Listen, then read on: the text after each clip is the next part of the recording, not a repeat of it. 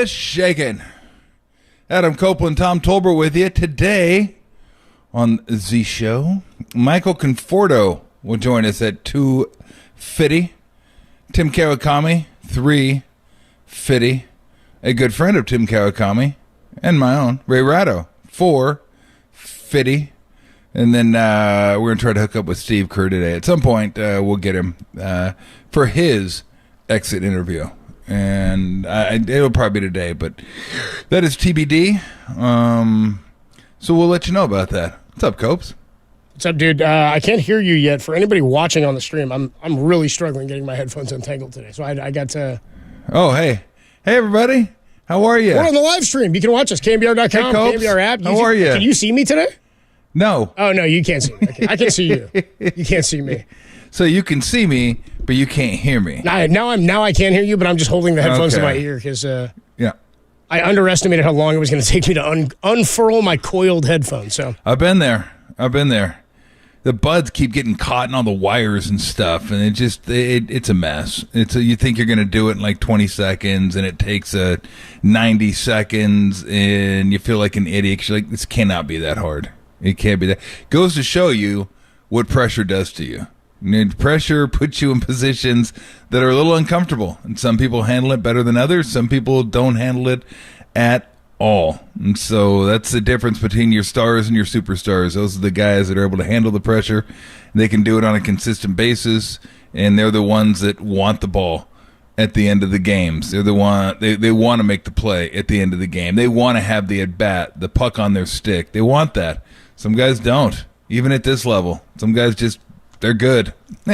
I'm good. All right, we can start the show now, by the way. I'm good. Yeah, you can start. They started over. Let me start again. I ain't starting crap, okay? I already gave one of my best monologues. That was good. That was good. I wasn't ready for the pressure there. It's about winning ball games and unfurling. You don't want the ball. You don't want the ball. I looked up and the show was going, and I was like, "Oh man, I don't have my headphones." Give me the ball, and you're just saying, "Go ahead, take it." You know what the problem is? I don't know what to do with myself right now. Well, keep your hands above the table. Well, my hands are above the table. Everybody can see them now. Everybody's. I used to tell you guys my hands were above the table, and you just had to take my word for it. Now you can confirm. I'm sitting at home last night, and I'm like, all right, cool. We got a Giants game on. Conforto hits a 3-run bomb. We'll talk to him a little bit later. 250, as you pointed out. We had nothing else going yesterday. We've become so accustomed to this time of year, not just having Warrior basketball right now, but this was the second round. We were looking at the date that the final started. I think it was, first week of June or something? Yeah. It was like June 2nd maybe or 4th, something like that. We got another month of basketball left, and the Warriors aren't involved. Yeah, I know. Which is it just felt weird last night. It's okay to have the days off as we get ready for the start of the Western Conference Final tonight, and we'll talk more about the Nuggets and the Lakers, but our buddy used to work here at KNBR and works for the Warriors, James Kincaid, Bimbo Jimbo. Yeah, best dressed man in the building. Best dressed man. Wears shirt and tie every day, suit and tie. Looks good. Yeah, he's a sharp dude. Anyway, he was telling me, he's like, yeah, dude, normally I never make plans for my summers until sometime in mid-July. You can't plan your vacation till then because of what might happen in the playoffs. Now he's like, it's great that I'm off early. I'm bummed that we're out, but you anticipate having it's sort of like the 49ers now. It's like I got to wait until we know the Niners are not going to be playing in that second weekend in February, that first weekend in February, whatever the date is for the Super Bowl now. But I just wonder with how they were eliminated and the way it went down this year, and Steve saying they weren't a championship team and that they maxed out. I wonder if and Draymond talked like this will be one of those bounce back things. Wonder if it'll be a bounce back or if this is trending towards what we all fear at some point will come, the end of the dynasty. But it's weird to be mid-May and not have Warrior basketball, which is something I never thought I'd be saying. Well, much like winter, it's coming. It may take 3 or 4 seasons to get there, because winter was coming for a long time in Game of Thrones, like a long time. I was like, is winter ever getting here? Like, I keep hearing about winter, like winter's coming, the Wall, the White Walkers. No, where are they? Where are these guys? I mean, I know they're like almost frozen, so they move at a slower pace. I get that. By the way, the weather's the same the whole time. In every location, the weather's the same the whole show. You just the first years, like the White Walkers are coming. It's like, yeah, and then I forget what was it. Like year 4, That Frozen King, what was it? The Night King finally, finally shows up. I'm like, dude, it's about time. Sam Charlie Hoff's one, and then nobody believes him. Remember? Party started 4 years ago, pal. Yeah. Where you been? I mean, it was worth the wait because they were badasses, but it took them a long time to get there. So the Warrior Dynasty will end, just like the winter was coming. But I don't know when it's going to end. I still think it has a couple more years left, like of this window with these guys, like the 3-4 core guys.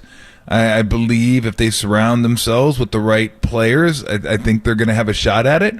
Again, it's not going to be like it was. They're not going to be clear favorites every year to win the championship like they were. They won't be the dominant team they were, but what were they last year? No, 3? but the 3 seed last year? Yeah, I think, they were 3 last year. They were 3.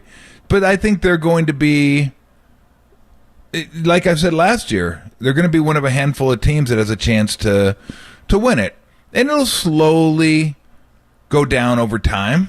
It'll be, a 3rd favorite, 5th favorite, 7th favorite, and then they won't be a favorite at all. They won't even be in the top 8 or so to win the championship. Look at, as they say, Father Time undefeated, and Steph is doing a remarkable job, kind of fighting against that. He's been amazing, and 35 years old and still like an MVP type player.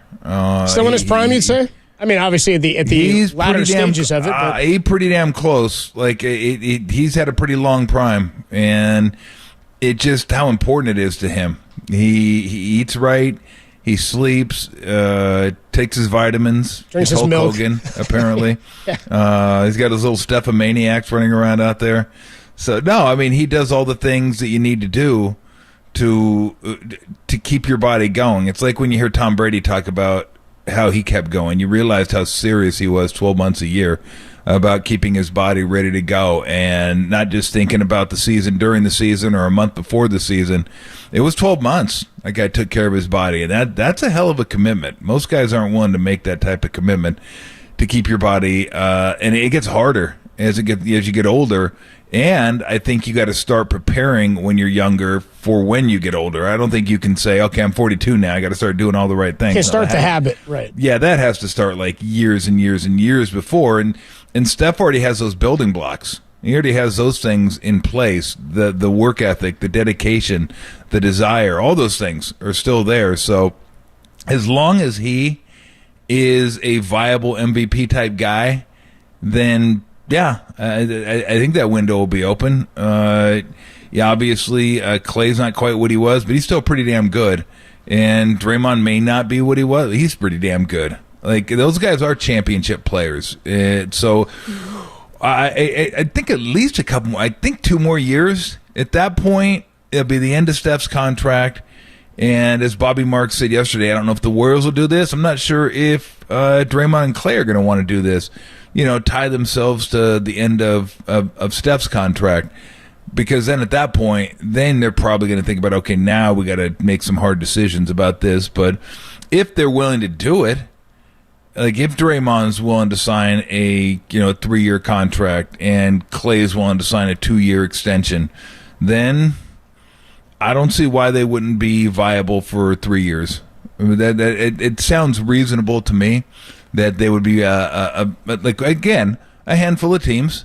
Phoenix, I don't think is going anywhere. I think Phoenix will be better next year. I think the Lakers are going to be back. I think they might even be better next year with a full camp and a full year of these young guys. Now, talking about how long can you be a viable candidate, LeBron is, you can tell he's tailing off now a little bit.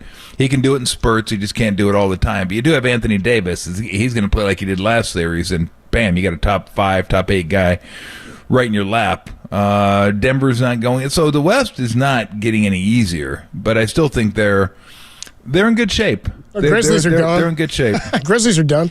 Yeah, Grizzlies imploded. They just nuked themselves, man. They went, you know what they did? They went full Wile E. Coyote on themselves. They went Pizza the Hut, dude. Remember when Pizza the Hut and yes, I remember Pizza the Hut. Locked himself in his car, ate himself to death. Yeah, taking his pepperoni. So the Memphis Grizzlies. No, actually, it was the robot guy that took the pepperoni off him and ate it. Right. He got locked in his limo. Pizza will order out for you. I love that movie. Eats himself to death, locks himself in his own limo. Dude. That's amazing. That's incredible. But it's like, like the Grizzlies were like Wile E. Coyote hiding into the catapult, right? And then they tried to do the catapult, and the catapult like just falls on them. That's them. They did it to them. They did it to themselves. And if I can quote another movie, Planes, Trains, and Automobiles, when Steve Martin looks at John Candy and he starts laughing, he goes, "What?" He goes, "You finally did it to yourself. You finally did it to yourself." And then the car blows up, and he goes, "Wait, you can't rent a car with shower curtain rings, Del."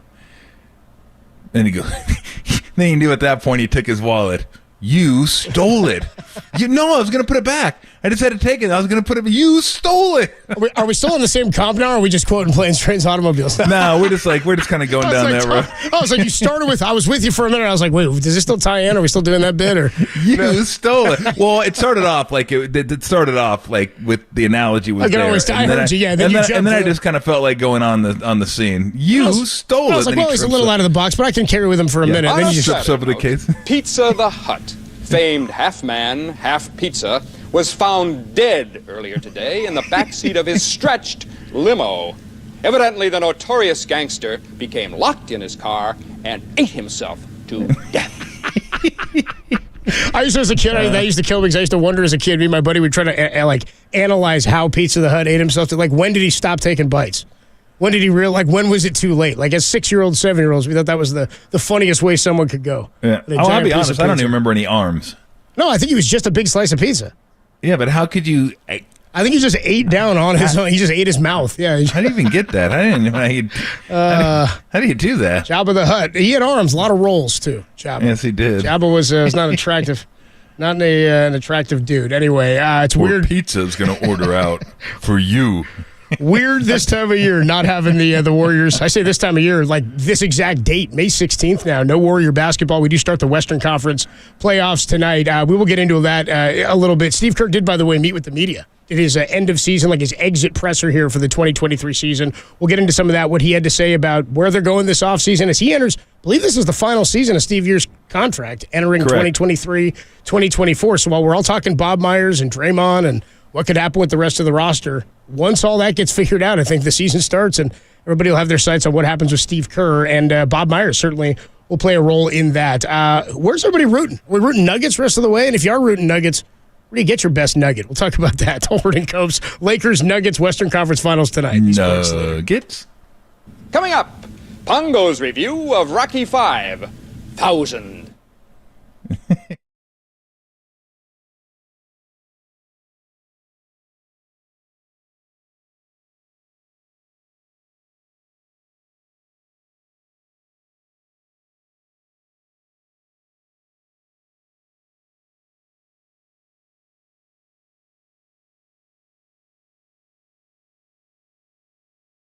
The Giants beat the Phillies in the opener of a 3-game set at Oracle Park last night behind Michael Conforto's 3-run home run. Final score 6-3. Read more on that story. It's trending on the all-new KNBR app.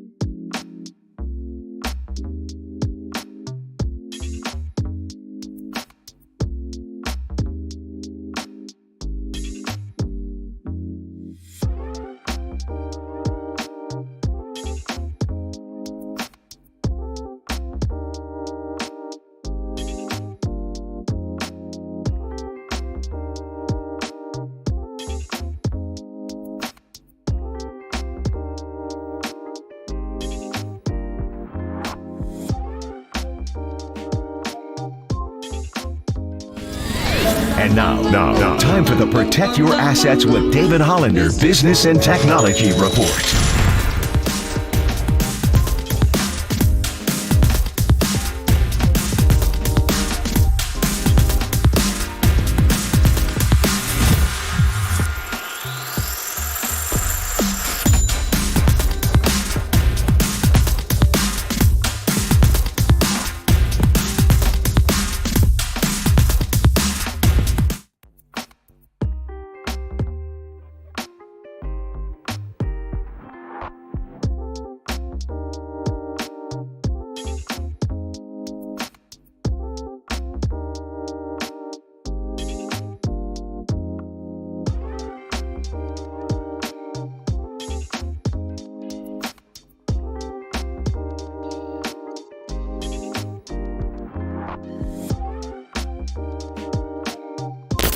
Missed an interview or want to hear it again? Catch them all at knbr.com/podcasts. You're tuned in to Tolbert and Copes on KNBR 104.5 and 680, the sports leader. Yeah, Bob is such an important part of our organization, not only as one of the faces of the organization out there in the NBA world, meeting with other executives and agents and representing us in that regard, but also with his relationships with our players. He's got such credibility with our guys. There's so much history there. The continuity that exists between Bob and the older players means that he can have those difficult conversations, and sometimes even during games, which is pretty rare, but something that has been a huge help for me. Bob and I have a great friendship, a great working relationship, and I absolutely hope he comes back. But it's also a case where I want what's best for Bob. And if he decides that he's going to leave, of course, I'm going to support him 100%, and we will remain friends for a long time. And I would miss him, but, I support him regardless of what he does. Oh, Steve Kerr speaking with the media earlier today. Tolbert & Co. sponsored by Redwood Credit Union. Start earning cash back on your everyday spending with a Redwood Credit Union free checking account. There's no monthly fees, no minimum balance, and your debit card earns cash back, travel, and more. Get started at redwoodcu.org/free checking, federally insured by the NCUA. Steve Kerr there saying he supports Bob Myers, much in the way if you're watching the live stream, Tom's dog is supporting him. He had his paw on the mic. Is that Lou? No, yeah, that's Lou. You know why? Dude, he's on Tom's chest, like dude, he has his hand on the microphone. You know why she has her hand on the microphone? That's a she, excuse me. Yeah, you know why she had She's biting. She thinks it's a ball. No, she doesn't. She knows exactly. She just knows it's an impediment, and it stands between her between you and getting fed. Yeah. So 3:00, she has like an eternal alarm that goes off, and I don't know how she knows. But, streaming live, by the way, KNBR app. So I fed her early today because I just could not sleep last night. I think I got like an hour's sleep, so I was just like laying in bed at 7:30, and upset of all upsets, I just said, "What am I doing? I gotta get up and go for a W, I'm going to call it, because if I say the whole word, then she's going to think we're taking one of those too, and that is not happening in the next few hours. So I just got up and went out and did that, and then when I came home, I fed her, but I fed her earlier than I normally do. So now I think she thinks, well, hey, is it 3:00 yet? It's like, no, it's not quite 3:00, but she doesn't care. So anything, doesn't matter who it is. If I'm talking to somebody or whatever, she just like gets in between us. She's like, I gotta take a leak. What's up? She sits in between us. She'll like climb up on my chest. She'll like put her whole body in front of my face so I can't see. Dogs will do that. Yeah, get in your way. She's like, I know that. She's like, I notice you're peeing whenever you feel like. Yeah, she's like, bro, I'm hungry. I had a walk. You got up and walked. This is about me. This is me time, not you time. Which is something we frequently say, so I can't blame. Yeah, so this is like what you're saying now has been going on for quite some time. You just haven't been witnessing it, and thank goodness sometimes if she lays down, the cat will try to take up the space, like a 1.5 foot of space between her buttocks and my neck, and there's like a space on my chest, and the cat's like, oh, vacancy, good to go. They just jump up here, and I'm basically my chest is like a pet motel. I think if we got a stencil, we could get a sunburn no vacancy across your forehead this summer, and then the cat will know better. Speaking of no vacancy, we'll see what kind of vacancies the Warriors have either in the front office or on the roster this year. So that was Steve Kerr, like right before we came on the air. We're trying to connect with him to do his exit interview with us. We've got some hard-hitting, grilling questions we want to get to the bottom of. I'm upset, and I need Steve to answer for some of these before we officially get into the offseason.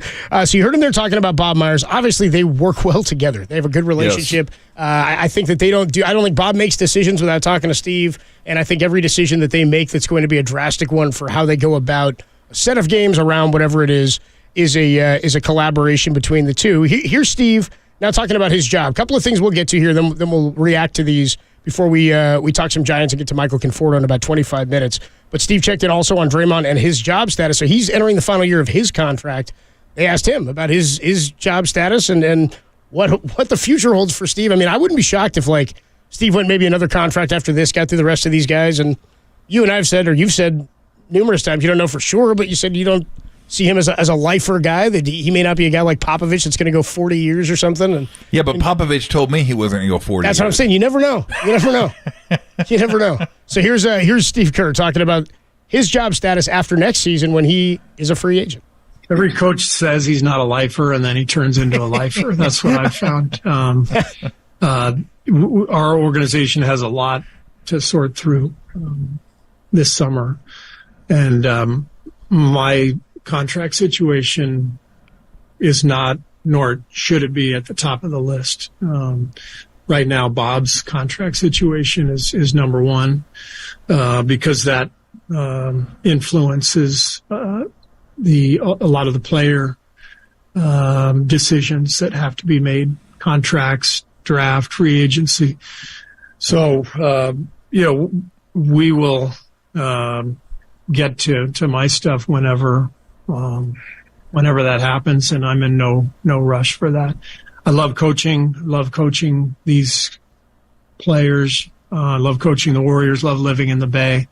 But I'm also in the NBA, and, all you have to do is look at your phone every day and see the next Hall of Fame coach that's fired. It's insane. I've never seen the league like this. I'm under no illusions that I, have a lifetime job here or something like that. But I love what I do, and I hope to be coaching here for a long time. But you never know how things work out, so we'll see. A rare moment of selflessness from Steve Kerr. I mean, he's just the best. It's like so different from Draymond going, yeah, I know the date. This is Draymond Green Inc. This is my business, man. And Steve's like, look, the most pressing thing here is Bob. We got to make sure Bob. I want to be here, of course. And I love that he referenced exactly what you said, because he's talking Pop there too. Yeah. Pop told me he wasn't going to be a lifer. Anyway, what's your thoughts on what Steve said there before we get to the Draymond stuff? Yeah, it's so funny. That was the first thing he said. That was the last thing I said. I think, especially for the guys that win, because look, Pop told me, I asked him many years ago, how long you to coach. I don't want to be in this thing past so and so. I'll probably wait till Duncan retires, and then I'll retire. Well, to the best of my knowledge, Duncan's been gone a while now, and Pop isn't gone. And Steve can say he wants to coach until Steph retires, but then, maybe one more year. Because I think here's what happens, and I think the best analogy I can make is like a boxer who's really good, right? And they've won a few championships, and they're getting a little bit older, and they want to taste victory one more time. So they hang around to taste victory one more time. Be a champion one more time. Bust their ass, hang around, be a champion one more time. Careful. And then what happens? They're a champion. And then they think, well, I don't want to retire now. I'm champ. I'm back on top, baby. And then you lose. And then you're like, okay, let me get one more time. One more. And you just keep, it's like a cycle. You just keep going over. It's almost like gambling, right? You start off to $100 down on the hole, and you're like, let me just get to even. Yeah. Let me just get to even. But then you're even. You're like, oh, well, now I'm even. You're like, oh, I'm even. Let me try to win some money. Yeah, now I'm back to where I was. So, yeah. And then you go back down again. You're like, okay, let me just get to even. I'll walk away from the table. I'm out of here. So coaches love to coach. They love to compete. This is the highest level of basketball competition in the world. So it's hard to walk away from. It is. And especially, I think, when you've won, you're like, okay, I know that feeling. I want to get that feeling again. And then when you have that feeling, you're like, oh, how could I leave now?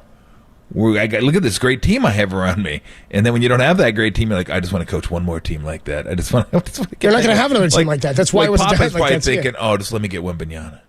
And then speaking of the lottery real quick, which I believe is tonight. It's tonight. We will keep you updated on that. We'll talk some Wembanyama later. But there's only one team. That if they win the lottery, I may go like full insurrection mode.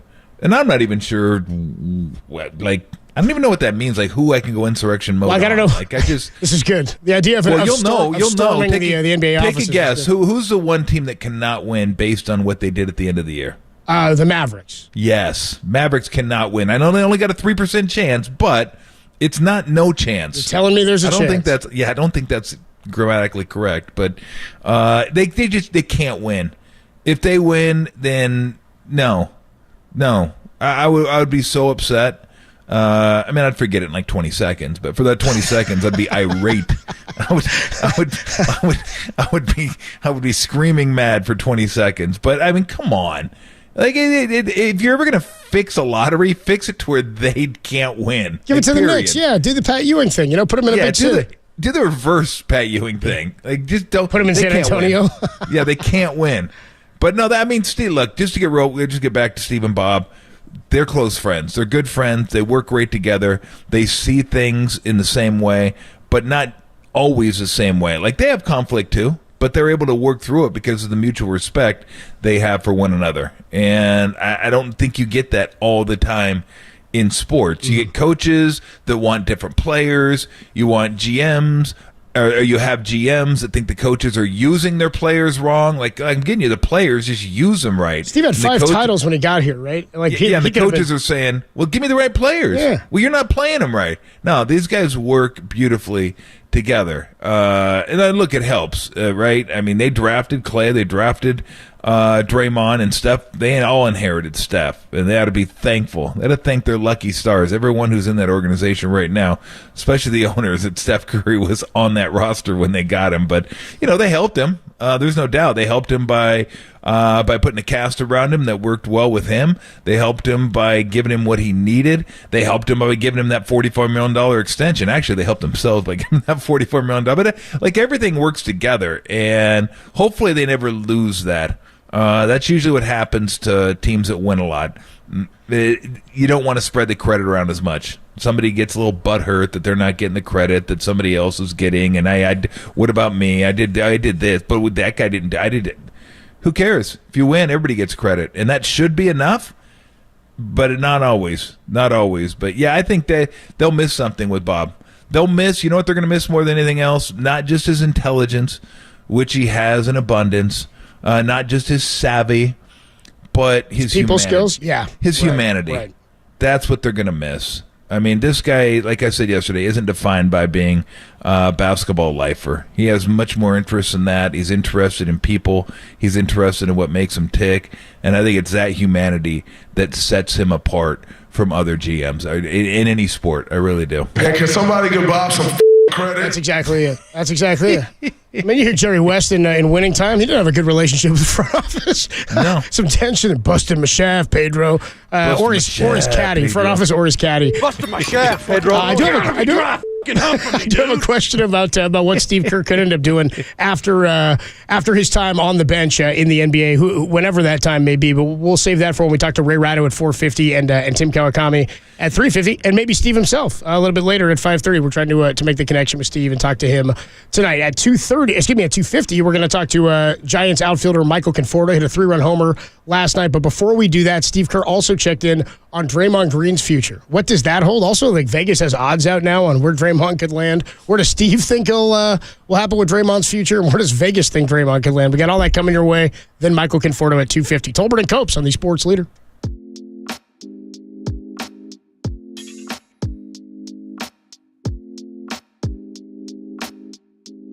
Be caller 10 to 415-896-KNBR for a chance to win a pair of tickets to see your Giants take on the Pirates Monday, May 29th. First pitch, 2:05. presented by Toyota, the MVP of MPG. With class-leading MPG and more hybrids than any other brand, Toyota, let's go places.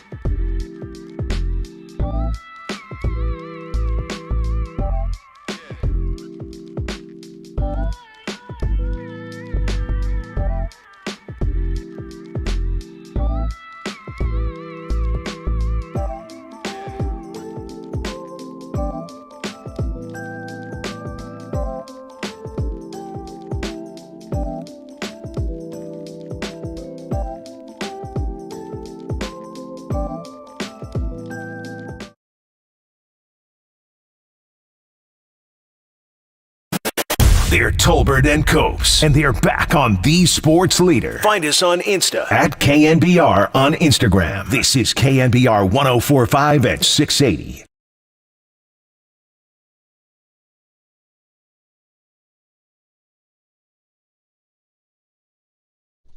Tolbert and Copes with you on a Tuesday afternoon.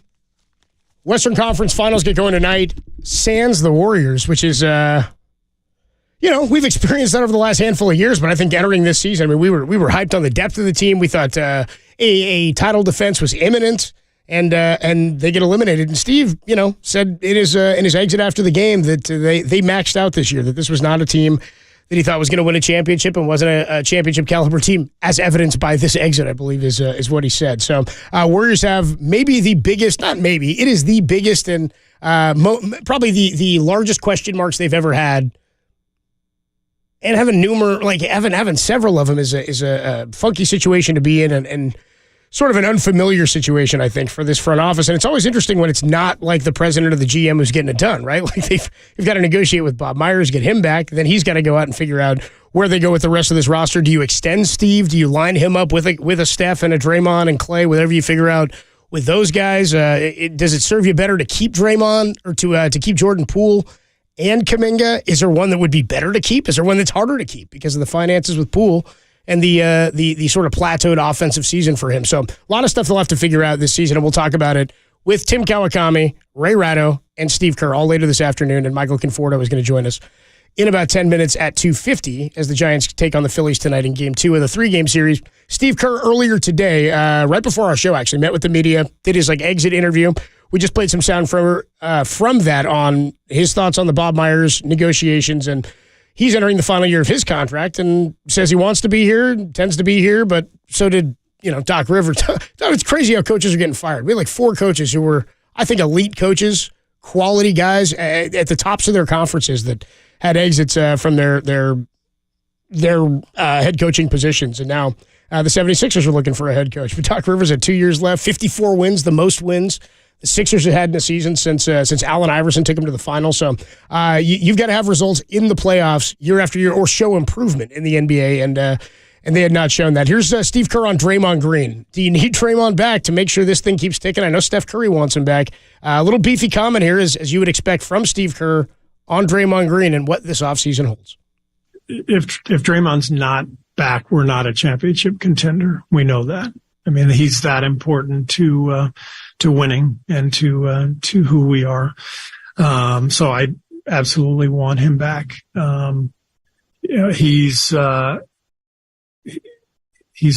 competitor. He's an incredible defensive player. We can check all those boxes.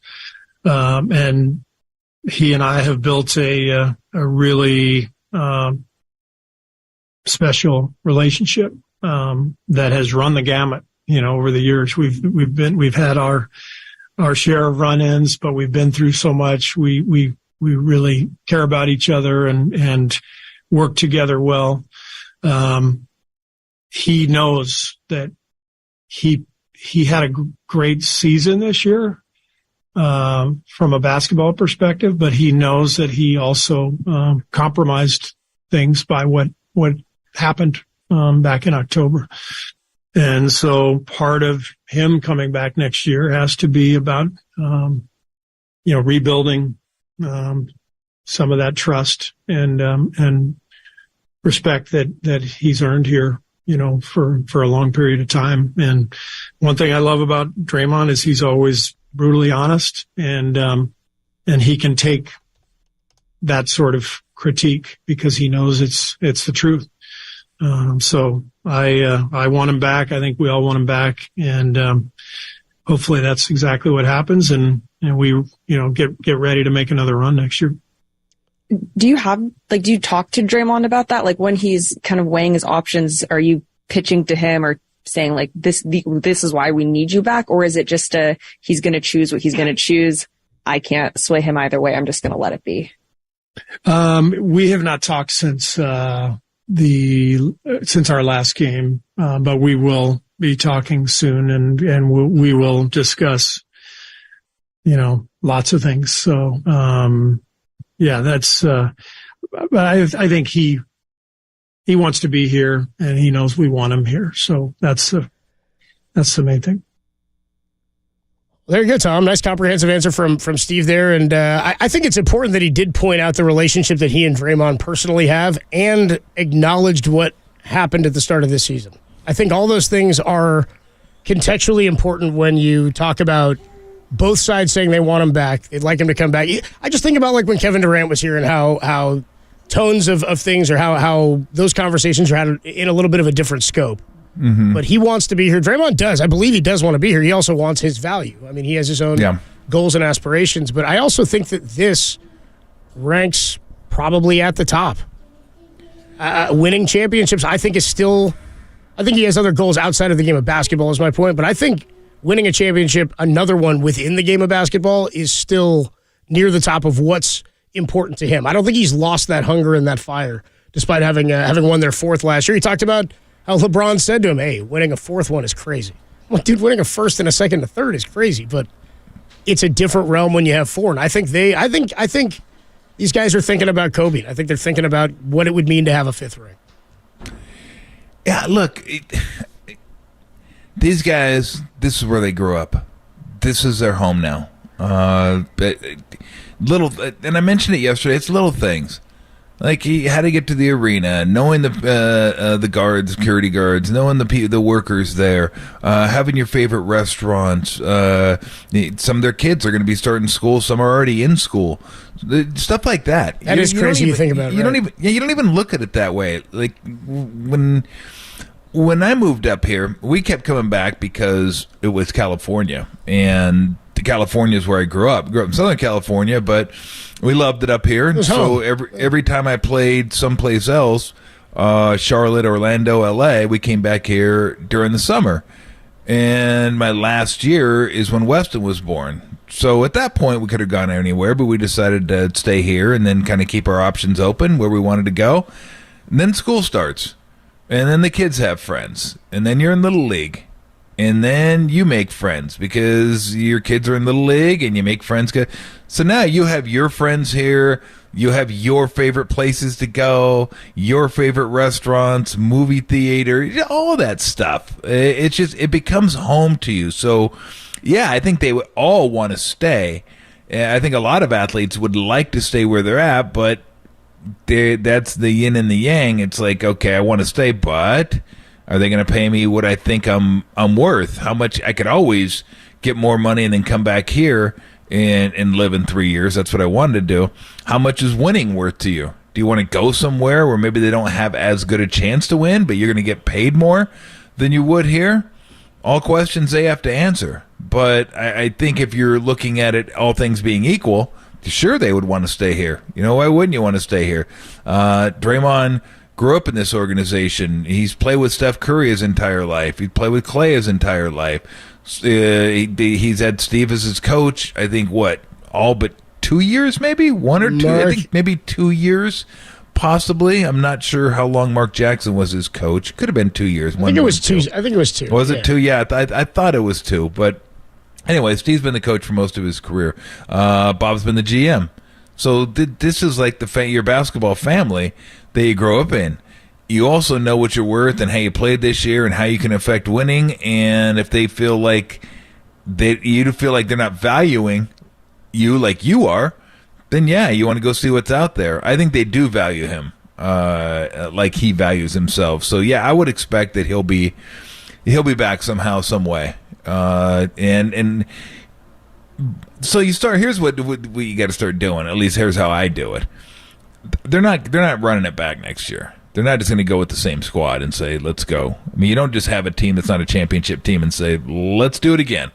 So you start thinking, okay, who is not coming back? So if you think Steph's a given, if you think Dre's coming back, Klay's still under contract for 1 more year, Looney's under contract, Wiggins is under contract, Poole's under contract, okay, can they trade some guys? Is DiVincenzo coming back? Probably not. He probably outplayed his contract or outplayed what the Warriors can offer him. So you start saying, okay, now what slots are going to be open for them to acquire people? But yeah, I expect him to be back. I don't know if I would have thought that the whole year. I don't know if I thought that at the beginning of the year after he punched Jordan Poole, but I do expect him to be back now. He is absolutely kind of the fire, the heart and soul of this team. Curry's the face of the franchise. Of that, there's no doubt. But the fire, like that fire that you have, that's what he is, and they need that because no one else has it quite like him on any team for the most part. Yeah. But certainly on this team, it's not really that type of team, but he is that type of player, and it's tremendous to this organization. So hopefully they do right by him, and maybe he says, well, you know what, maybe I don't get every last penny I could get, so we could try to figure this thing out. Maybe I can get more with another team, but this is where I want to be, this is where I want to win championships, and this is who I want to retire with. Yeah, it's going to be a heck of an offseason here for the Warriors as they we'll catch up with Steve Kerr a little bit later. He's going to join us at 5:30. He's entering the final year of his contract. Ray Ratto is going to stop by at 4:50. Tim Kawakami about the roster changes. He was suggesting maybe trades of Kuminga and or Jordan Poole. And if they do bring back Draymond, how long is that contract? So I think he's got a few more good Sabonis-like performance stomps in him. So I'm glad they're going to be trying to bring him back. All right, we'll take a quick break from this before we get back into some of the hoops as the Western Conference Finals start tonight. Giants and Phillies game 2 tonight. They won last night 6-3 behind a 3-run homer from Michael Conforto, one of the newest Giants, joins us on the other side talking his start for the 2023 campaign, and he's been red hot for the last week or so. Michael Conforto of the Giants joins us next. Tolbert and Copes only here on the Sports Leader.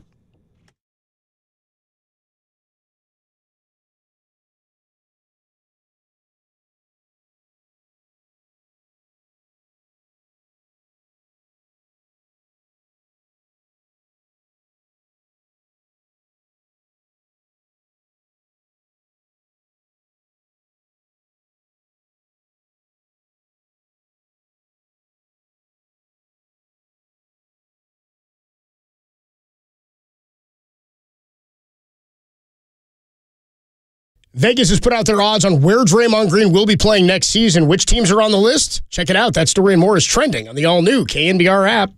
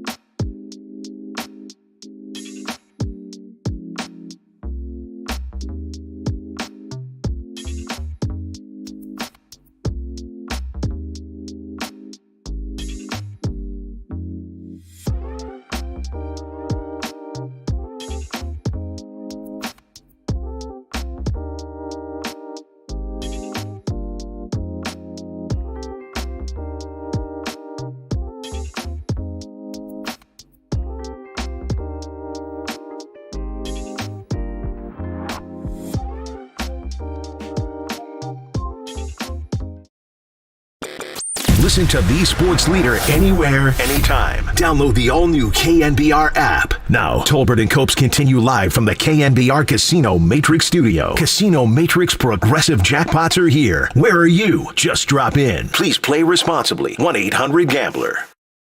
Swing, there's a high drive down the left field line, deep into the corner. Slicing, it is back there, and goodbye! A home run! Michael Conforto down the left field line, past the 339 marker, and that's a 3-run big fly to the opposite field. And now the Giants lead 4-2. Michael Conforto, 3-run home run last night, his 4th homer in 6 games. Giants get a win in the opening game of a 3-game series against the defending National League champion Philadelphia Phillies. And here to talk about it, the man who hit that home run, Michael Conforto, joins us courtesy of the UMA guest line. Adam Copeland, Tom Tolbert here in San Francisco. What's going on, Mike? How are you, man? What's up, guys? Appreciate you guys having me on. Dude, thanks for coming on today, man, ahead of Game 2 of the series. Opposite field home run, man. I don't know the first time you hit one of those in high school or college or Little League, whatever it was, but the opposite field ones, do you ever know for sure? I mean, I'm sure you've hit them good before where you hit it the other way and you're like, all right, I have a pretty good shot at that one going out. But the no-doubters are usually ones you can bat flip on. The opposite field is impressive, man. Yeah, absolutely. That one in particular, I was just hoping would stay fair. I knew I got it well enough. And you're right. The pull side ones are easy. You kind of have a feel for those, but especially for me this year, I haven't. It's kind of the first ball I've driven the other way. Not 100% sure on that one, but it's a good sign for me to drive the ball the other way. It's something I've done in my career before. It's a good sign of where I am at the plate, and it's just something I've been working hard on. So. I'm going to keep doing all those things and try to stay where I'm at. Just keep being a tough out and seeing the ball well. So I wanted to ask you, what's more difficult, facing a starter 3 times or like a bullpen game? And I kind of figured the answer would be, well, who's the starter? Starter could probably make a huge difference there. But just tell me the difficulties of the bullpen game where you might face 3 different pitchers in your first 3 at bats. Sure. I mean that's difficult in itself. It certainly does. It does depend on who's starting the game. If you're trying to make the decision between the 2, but for the most part, it's one of the reasons why guys don't like spring training games. Early on in spring training.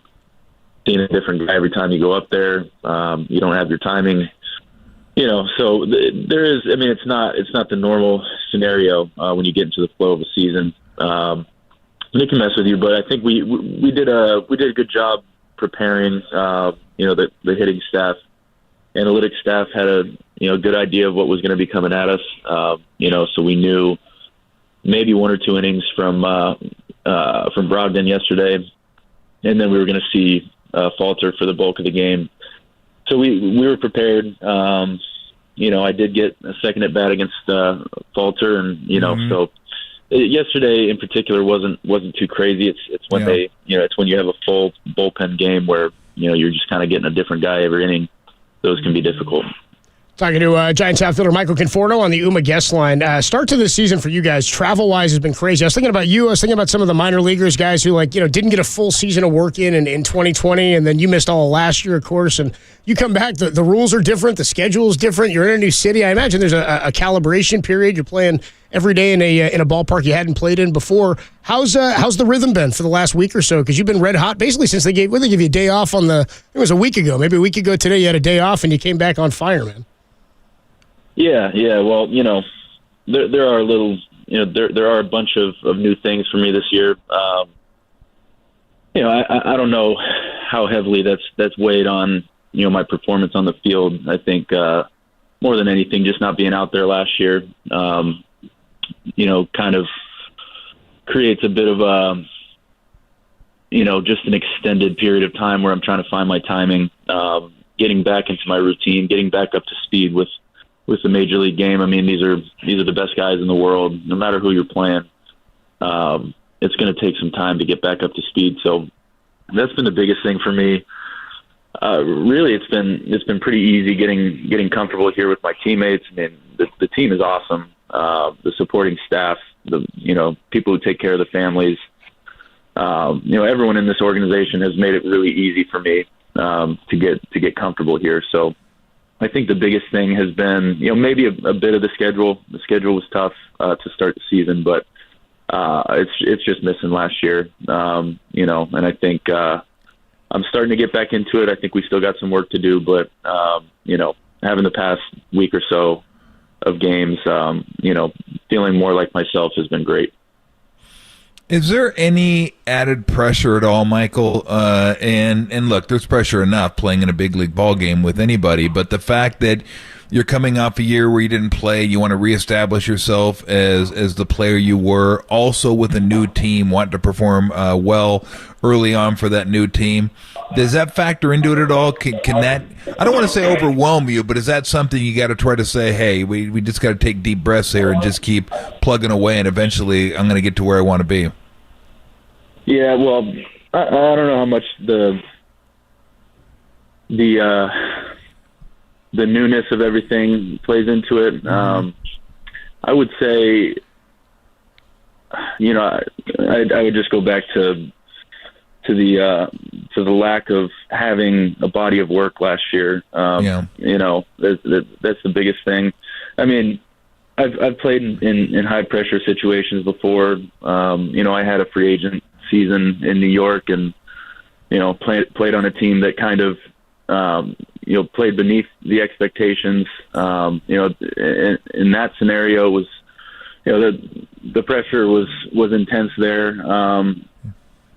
But I feel like I've kind of been through those things, and I've tried my best to give myself a bit of a grace period here. I'm not saying that I wasn't extremely frustrated for a few weeks here. Yeah. Slamming stuff and breaking helmets and all that. I mean, I'm human, but I think having the teammates that I have, having the support staff that I have, the hitting guys, they've made it a lot easier. And Cap's been awesome. He's only told me that he has confidence in what I can do and what he's seen me do. Farhan and the rest of the guys, just keeping me, keep throwing me out there.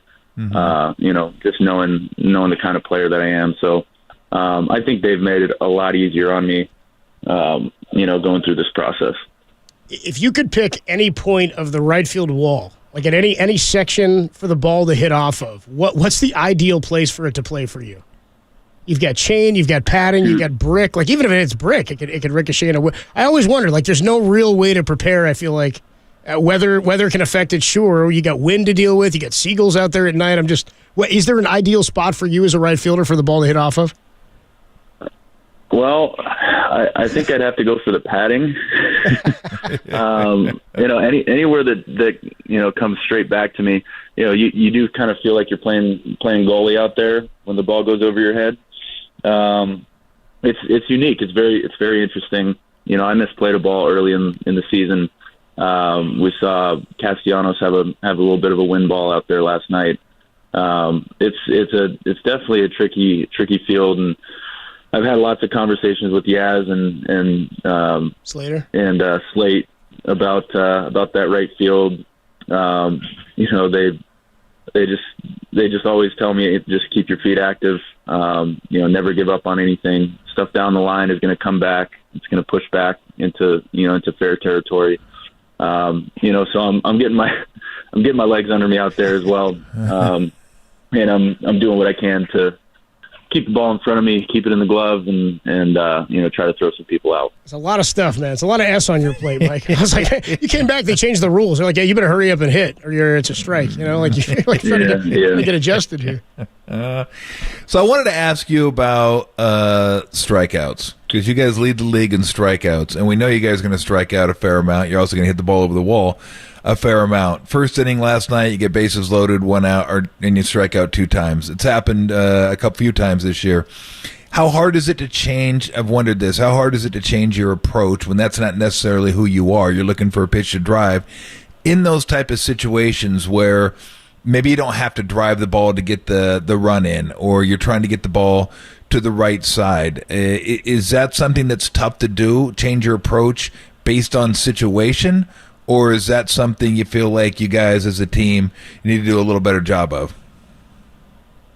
Well, I mean, certainly we can do a better job of it. I really feel that we have not just power up and down the lineup, but complete hitters. And I think, it is early. I mean, we're just over a quarter. We can only use that excuse for so long, but I think in those big moments we just have to zero in a little bit more. We got to cut down our swings, and particularly with 2 strikes. I mean, I think all our guys can put the ball in play with 2 strikes. But I do think we have to give some credit to the opposing pitching as well in those moments. I think they've made some good pitches. I know that Brogdon did in that inning. I was standing out there on second base, and he put some right on the borders and in tough spots to get to. So I do think we can do a better job. But I have all the faith in our guys that at the end of the year we'll be doing a lot better job of that. So you said it. It's like, I got to ask him this because you said it's still early, but we can't use that excuse forever. I want to know when that excuse stops. Like, what game is it so I can say, look, Michael Conforto said we got no more excuses. This is the mark right here. Yeah. I don't know when that time is. I mean, I'll tell you this though. I'm betting that we turn it around. Okay. I think our hitters are plenty good, and so that's my viewpoint. Okay. I'm betting that this is we're gonna hit balls out of the ballpark, but we're gonna manufacture some runs as well. And you saw it in the second inning. Absolutely. Yes. So. Absolutely. That's all you needed. 6 runs, we're good to go. What is roll with that? No, I mean because I've always wondered that because baseball is such a long season that when is and I just ask you this question, but I've always wondered when does it become kind of like middle of the season where you can't say, God, it's still too early, because again, you guys got 120 games left. There's a lot of games left in this season. Mm-hmm. A lot of things can happen. But you don't want to keep saying that forever, because then all of a sudden you look up, it's like, oh, damn, now we only got 80 games left or 70 games left. That's only halfway, though. Games. I mean, that's a lot of games. 60. That's what I mean. Yeah, it is interesting because it's just a grind, right? Yeah, absolutely. Well, I mean, what I think is, at least in the teams that I've been a part of that have been really good, and the teams that I've seen play really well through the playoffs, go and do great things. Situational hitting is huge. You could have a team that hits a ton of homers, has high average, high OPS all year, mm-hmm. and they go flat in those big moments, because they don't have a body of work to rely on. They're not going to go very far. I believe it's pitching, defense, and situational hitting. That's going to take you to the championships, and so I think. I think it's fairly obvious. I mean, you need to manufacture runs. You need to get hits with runners in scoring position. I mean, we all know that. All those of us who know baseball. But it is hard. It is a hard thing to do, and that's why they pay guys who drive in a lot of runs. The big money, and the guys who really have that factor of being able to come through in those big moments. And I think our guys can do it. I mean, I really do. I think. At some point we will hit our stride in those situations. I think yesterday was a good step, and I think we just need to continue to grow as an offense. Michael Conforto, the voice you hear on the UMA guest line. I just wanted to ask you about Casey Schmidt before we let you go. He's come up, and for the last week or so, it's been a lot of fun. I know the fans have been waiting for him to get here, and you guys saw him in spring training, and I think we were all impressed by the glove and saw some of the power in spring training, and he's immediately had an impact in the lineup. Did you guys see this talent? I mean, is this the exact player you saw then? Is he already better or honed in on stuff that you saw back in February and March? And does he ignite the team the way the fans feel ignited by him joining or getting called up from Sacramento?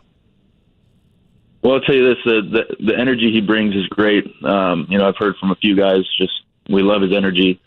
He's wide-eyed, he's young, but he works hard. He wants to be great, and he's just a positive energy around. It's always a boost of energy when you bring up a young kid, and they're knocking out all their firsts. And I got to say, I was impressed with him when I first saw him. It's a very smooth swing. He's got great power, but doesn't really look like he's swinging. He's over swinging. He doesn't seem to be reaching for the power. He seems to be kind of letting it come to him. So I mean, all of us have been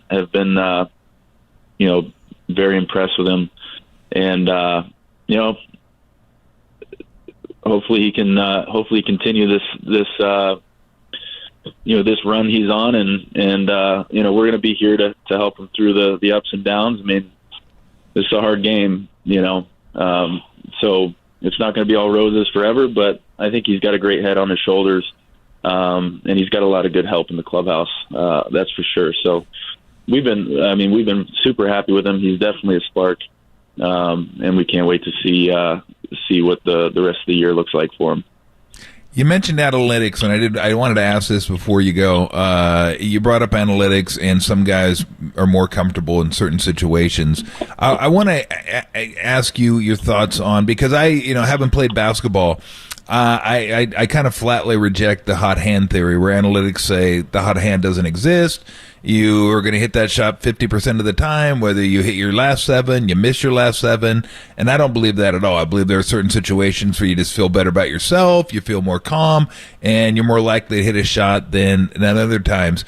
Do you feel like in baseball there are guys that maybe are calmer in certain situations, a guy on second, 2 outs, guy on third, 1 out, that are able to do that, the guys are able to slow their heart rate down? Or maybe you're in a better groove, like you're in a good groove right now, you'd feel better about having a guy on second base with 2 outs than maybe you did 3 weeks ago. Do you believe that, or do you just believe the numbers are what the numbers are, and I'm just as likely to get a hit tonight as I was 3 weeks ago with a guy on second base? Yeah, well, the first thing I think of is just in the example of basketball being compared to baseball, it's a bit different, just because with baseball you can do everything right, and still line out to somebody, or sure. You got 9 guys out there. Basketball, you do everything right, you hit your shot, the rim, the net. It's always in the same place. It's always the same goal. So I understand what you're getting at. I do believe that there are guys who have a lower heart rate, in those big moments. I think there's guys who just have it. Over the course of a season, maybe it does equal out, at some point. But, to be honest with you, my job is just to try to be ready in those moments when my name is called. And I think a lot of guys, just believe that. We're always going to be ready no matter who's called on, to try to be that guy that can come through for their teammates and their team. So I don't know if I could give you a definitive answer. Yeah, I guess, Michael, I guess the question is from this. From a player's standpoint, would you feel as comfortable in that at-bat going 0 for your last 7 or 5 for your last 7? Would that at-bat be the exact? Would you feel as comfortable in that at-bat in those two situations? Would it matter? Yeah, I don't know. Obviously, I think you're feeling a little better when you're 5 for 7 than 0 for 7. You'd rather not take that and be at 0 for 7. Yeah, you'd rather not do that. Yeah. But yeah, that's obviously, that's one scenario. Yeah, it's an interesting topic for me, and I try to ask as many people how they feel about it, because I do think it's the numbers sometimes. Like I'm into analytics, it just sometimes they don't take in the human element, the human factor. So that's kind of all I was. But I do appreciate the answer. We always appreciate the time. It's been fun watching you this season. Hopefully, you guys continue playing some good ball, get another win tonight, and we can talk to you soon, my friend. All right. I appreciate you guys having me on. Good stuff, man. Thank you, Michael. Keep it rolling, Appreciate Michael. Michael Conforto, outfielder for the Giants. We'll see him tonight out there against the former Giants farmhand, Zach Wheeler. Gets the ball tonight for the Philadelphia Phillies. Too soon. Too soon? Too soon. I was down with that trade. I was hyped on Carlos Beltran. Bochy gave him his number, and then he was like, I still think it was a really good trade. I thought it was a great trade. I was dude, you won the World Series last year. Posey's out. They were in it. Like, if you look at his numbers, too, they're better than he actually played, but wasn't all that bad of a trade. I was okay with Zach Wheeler. And Michael Conforto was like, what'd that dude just say, my friend? He's not my friend. I don't know that guy. Like, who are you? Yeah, I don't know him. By the way, I think taking it at bat at 0 for 7 versus 5 for 7, you probably feel a little different. Well, that's my whole point, but numbers tell you it doesn't matter. Like, analytics will tell you that at bat. Like, if you're a career 290, that's what you're going to hit. If you're a career 270 hitter, that's what you're going to hit. But it's not true in pitching, though. With closers or like pitching, because there's a luck factor in pitching. There's an hitting to it more so. Yeah, it gets a little goofy there. I don't even know how to get an analogy there. But the heart rate thing exists there, where some guys can pitch the ninth and some guys can't. That's a thing. I agree with that. And I agree. I believe there are certain guys who are better in RBI situations than others. Better guys in big moments Jeff Kent was an RBI guy. It happens. RBI machine. So I read a book called The Hot Hand Theory, and it's interesting because analytics, they're just numbers. If you hit that shot 49% of the time, that's what you're going to hit it. The preceding 7 shots don't matter. And I don't believe that, because I've been there. I've been hot before, and I've been not hot before. And trust me, the shot feels like you're in a different state of mind at that point. Yeah. And when you're in a better state of mind, I think you're more relaxed, you're calmer, and you have a better chance to succeed. Doesn't mean you can't. And their whole point is, well, you never know when you're going to get hot again, which I think Klay buys into. Hey, I got to keep shooting. I'm going to get hot at some point. I might get hot any minute. It might be the next one. You never know. So those are the good shooters. Those are the shooters. Too. That's the classic shooter mentality. Oh, absolutely. But it is an interesting discussion. I find it interesting to talk about and how guys feel about it, because so many people are into numbers now. Like, are you into numbers 100%? Do you trust them 100%? 50%? Do you just kind of take them for what you need them for and then not get too far into it? So Tim's freaking out. All right. Hello, neighbor. All right, my friend, Tim. Hello, neighbor. I said my friend, that was supposed to be like passive-aggressive and talking down to you, Tim. I didn't mean like my friend. Hey, buddy. Wow. Hey, Tim, punk ass. it's time to peel some wigs, dude. 350, Tim Kawakami is going to join us. We'll talk to him about some of this Clutch Gene stuff as well. Ray Ratto, Steve Kerr, head coach of the Golden State Warriors. He did his postseason exiting press conference today. He's going to join us at 5:30 to talk about where the Warriors are going this offseason. We talked a lot about Draymond and whatnot. Which coaches are safe entering this? Is anybody safe right now? I'll tell you what number doesn't matter. Win totals in the regular season, not for players and not for head coaches. Doc Rivers, fired by the 76ers, 2 years left on his deal after the third straight year that they were eliminated in the Eastern Conference semifinals. 54 wins, the most since Allen Iverson took the Sixers to the finals. And they said Doc Rivers kick rocks. There's all sorts of guys out there. I mean, you got big-name coaches out there from teams that were in the top 2 or 3 in their respective conferences, and now they're looking for jobs. Who's safe? I don't know if anybody is. We'll talk about the Doc Rivers situation, then Tim Kawakami, Ray Ratto, and Steve Kerr. All coming up on The Sports Leader. I'm going to backslide all over your face.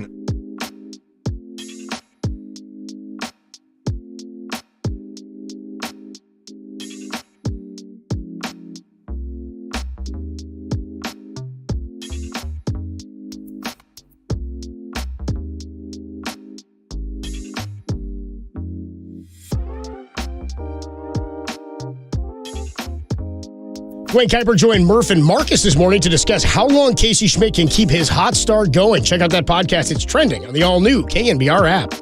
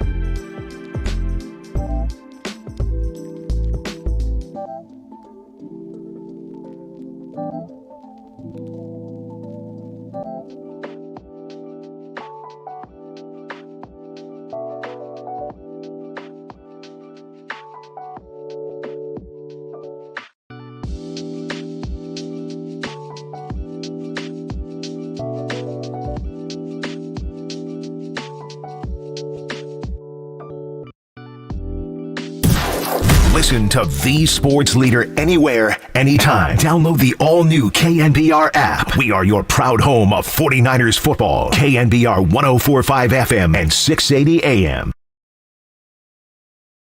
Hey, Doc, are you planning to be the coach of the team next year? Yeah. I think I got 2 years left. So, given the tenor of what you've seen happen in the last 2 or 3 days, where coaches of the year, guys with titles. Yeah, no one's safe in our business, and I get that.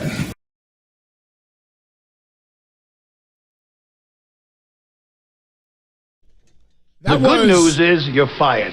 That was former 76ers head coach Doc Rivers. Was that, so today's Tuesday, was that Sunday? So when he said, I think I have 2 years left, maybe he meant, I think I have 2 days left. Maybe that's what he meant. Anyway, he's now fired as head coach of the 76ers. So in the last couple of weeks, we've had Nick Nurse in Toronto, who won a title in 2019, right? Yep. Mm-hmm. We had Mike Budenholzer, who won a title in 2018.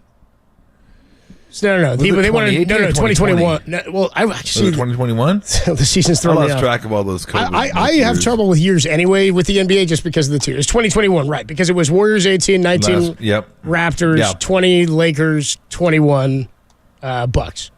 So there's a second coach who had just won a title, and by the way, makes the playoffs like every year, and it's like a 1, 2, or 3 seed in the Eastern Conference every single year. Who else just fired? 76ers with Doc Rivers there, 54 wins, 3 straight 50-plus win seasons, 3 straight exits in the second round, and a former head coach that's won a title in 2008 with Boston.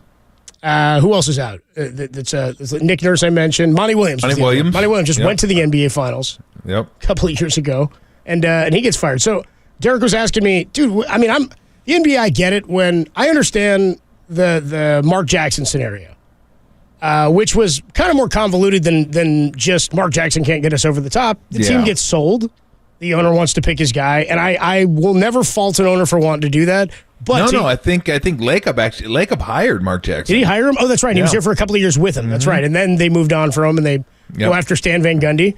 And then he wanted the president job. He wanted GM and coach, right, or president and coach. He got that with the Pistons. Yeah. Oops. Now he's calling games. Now he's calling games. Now he's doing what Steve was doing before Steve got this gig. It's funny. He switched roles there. He came in, he did his thing, and got his check, and now he's back calling games. Yep. If you would ask me last week, or like entering the playoffs, give me the 5 safest coaches in the NBA, like whose jobs are safe, absolutely. I would have said top 3. Definitely the top 2 would have been Kerr and Popovich, or Popovich-Kerr. Are you talking all of the NBA or playoffs? I'm saying NBA teams. Okay. I said if you were to ask me entering the NBA playoffs of all the teams in the NBA, just before we saw how any playoffs played out. Top 3 are Popovich, Kerr, Spoelstra. That's where I was going, and we Spoelstra isn't going anywhere. Yeah, Bobby Marks was here yesterday on with us and was saying he's a lifer. Like, yeah, dude, they found their guy. Pat Riley just doing it again. Yeah, I found the next great coach. It's my dude. Now they're back into the Eastern Conference Finals. Unbelievable. I found the next me, and he's going to sit back with my wife every week. and Spo every season. So those are the top 3. Spo will be there until he's Popovich's age. You know what I mean? He's gonna be like 70 years coaching there. In his 104th season, Eric Spoelstra. Right. I don't know how old he is now, but he's not as old as he looks. He looks like he's like, I don't even know how old he is. He still looks like he's 35. I hope he coaches Bronny's son. I hope he will have coached LeBron and LeBron's grandson. That would be, that's what I'm looking for Spo, because he got the gig so early. So those 3 are the top 3. I would have also said, if I had gone like next rung down, I would have been pretty confident in safe jobs for Mike Budenholzer. 76ers are weird just because it's Philly, so you never know. Just because they make rash decisions about a lot of stuff, and the fans are so boisterous. I definitely would have had Monty Williams as a guy that I thought was absolutely safe in his job. Because I didn't think that even any of the trades that happened and anything you said that was bad at the end of the season, to me, had nothing to do with his coaching. You changed the team. And Kevin Durant wanted to come play for Monty Williams, and now he's gone. The other one would have been maybe Mike Malone. Denver's been real good, but he's a guy who I could see they get to the finals, don't win it, and then they fire him and get somebody who they think can. With all the guys who are out there, I could see Denver doing that too.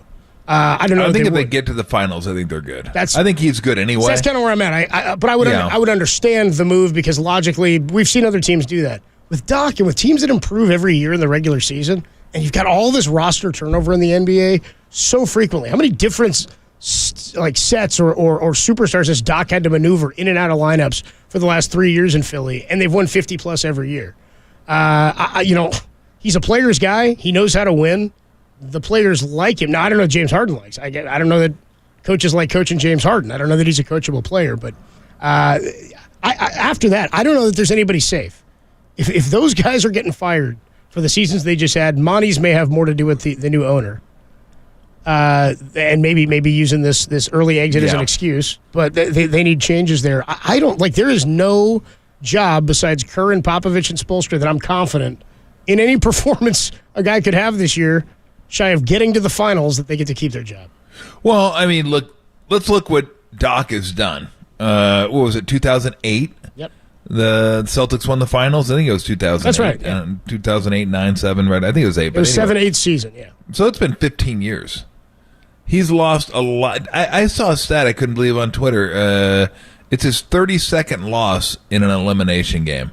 Now, I'm not sure if that's when they had a chance to close out, they had a chance to be eliminated, or both. I think it's both. Because that'd be an awful lot of losses when you have a chance to eliminate somebody. But maybe it was. I don't know. I just know he's blown a lot of 3-2 leads. Blown some 3-1 leads.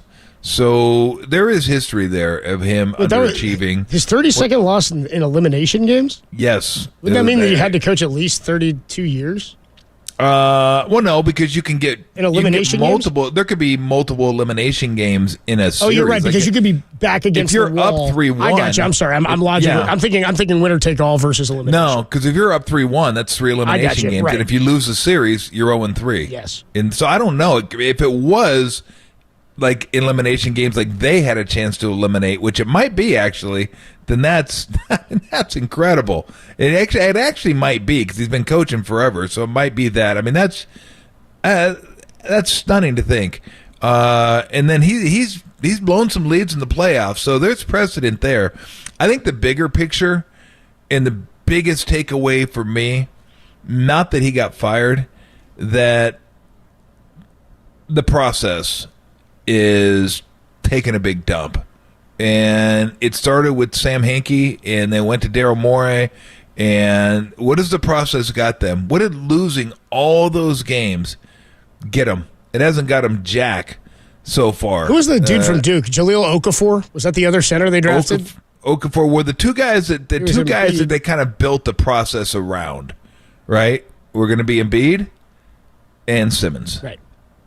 We already know what happened to Simmons. Simmons became a kind of a mental midget in Philadelphia. He just couldn't handle it. Now I think his NBA career actually might be over. I don't even know if he can play. You said we know what happened to him. I was like, I don't really know that we do. He's just like I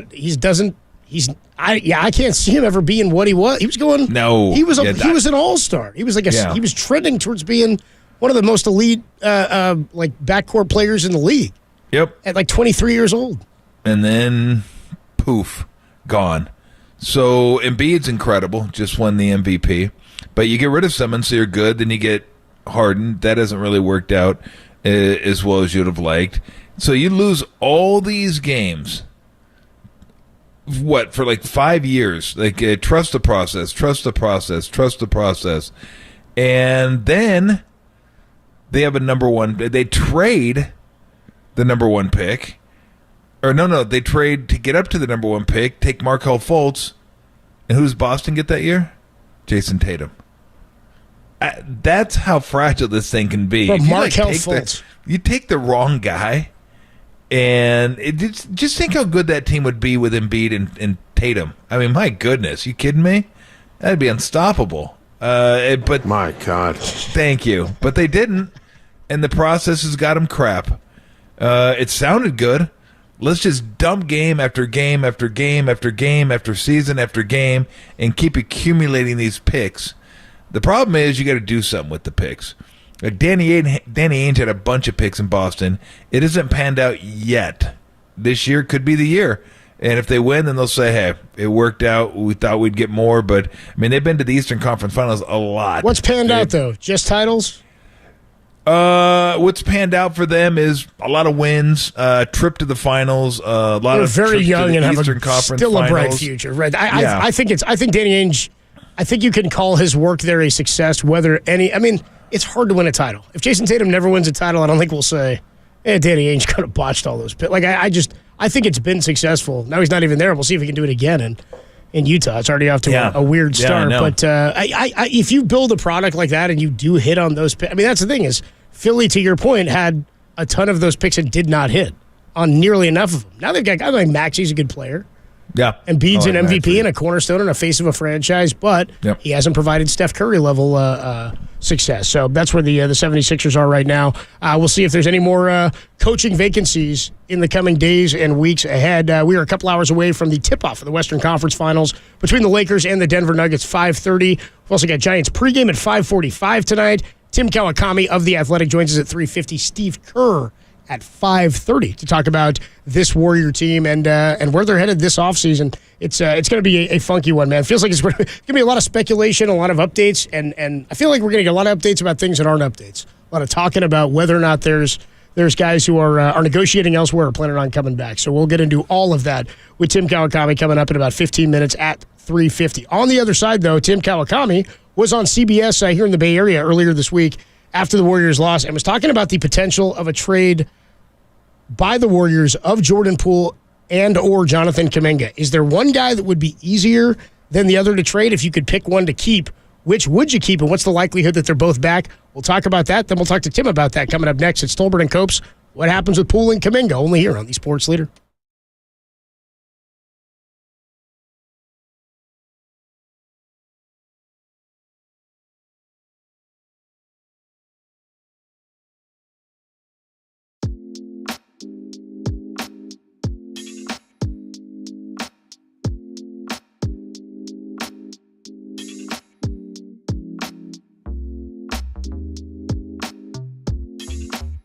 Hey, what's going on, everybody? Adam Copeland here for O'Donnell Financial Group. Whether you're retired or you're planning on being retired, wouldn't you want to know whether you're paying too much in fees or taking too much risk with your investments, or if you're even going to be able to live the lifestyle in retirement that you've always envisioned for so many years? Well, you've been working. You should have the retirement that you so desire. Well, for more than 3 decades, Greg O'Donnell has been helping people just like you right here in the Bay Area plan, protect, and pass on their wealth to their loved ones and their family. If you're interested in learning how O'Donnell Financial Group can help you and your family, then give them a call. They can help you. Give them a call. They'll help you organize everything you need. They'll answer your questions. It's a no-cost, no-obligation consultation, and Greg and his team are fantastic to talk to. Greg's a great dude. Give him a call, 866-496-2300. Again, O'Donnell Financial Group, 866-496-2300, or you can get more information online at o'donnellfinancialgroup.com. 866-496-2300, because planning is a process, not a product. Investment advice offered through O'Donnell Financial Services, LLC, a registered investment advisor, registered representative offering securities and advisory services through Independent Financial Group, LLC.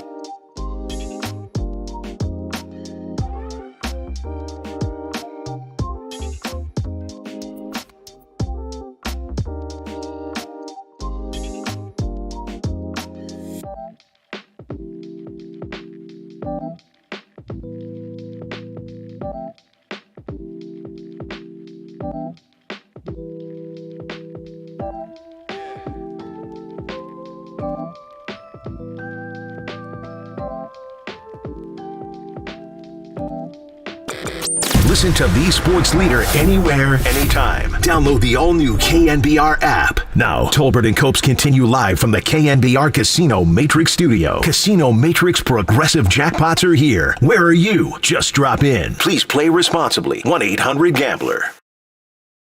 I don't know which names might come up, but look at Toronto's roster. They've kind of had a bad season. Pascal Siakam is a star. Can the Warriors get into that? OG Anunoby is another really interesting player. Not saying the Warriors can't get them, but when things start moving around and they can put Jordan Poole in the mix and maybe Jonathan Kuminga, I'm not predicting anything. I'm saying those kind of tough, those rosters seem to match for a trade. Like Toronto has a lot of guys the Warriors could use. The Warriors might have a guy or two that Toronto can use. I'd take a look at that one. Interesting. Tim Kawakami there of The Athletic. He's going to join us in about 10 minutes here, and we'll talk about that very thing. Jordan Poole, Jonathan Kuminga, and I guess because those are the two pieces that have the most upside. They're young. They're attractive. You've seen what Jordan Poole could do, and honestly, it wouldn't shock me at all if Jordan Poole went somewhere else and has an insane jump again. Gets back to the trajectory and path that he was on, how his game was growing. Maybe things have gotten tough for him here. Maybe the preseason thing with Draymond was a factor. I don't know. It wouldn't shock me if he's a guy where a change of scenery is something that affects him positively. Kuminga is just, to me, Kuminga's tough because it's such an intriguing lottery ticket to have alongside the talent you have right now, because you could see a lineup in 2 years where he's out there playing alongside these three guys and Andrew Wiggins in a playoff series. They could have used him in that size and that athleticism against the Lakers. If you had that, you might have matched up a little bit differently. Any thought on these two potential trade pieces this offseason? I mean, Poole would free up a lot of money. He might be harder to trade. A team knows more what they're getting in him. But I think maybe Kuminga's the more attractive piece and that he's cheap and he's still kind of a lottery ticket. Well, here's what you would like to be able to tell Kuminga, but you can't tell him. Shut up and work. We don't need you or your representative having stories come out that suggest you're going to ask for a trade if you don't get a significant role. I mean, go ahead and earn that role first before asking for said role. That bothered me. That is like, what are you talking about? You're going to be in your third year this year. You think that comes from him? You got plenty of it. Oh, yeah, I'm sure it does. I'm sure it's him and his representative. Well, yes. He wants to play. He's going to have to go through his representative to get it out there. They leak it to somebody.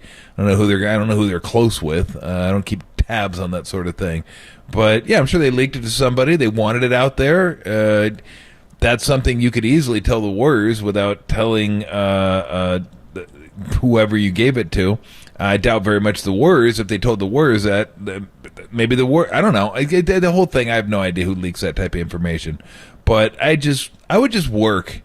You're plenty young.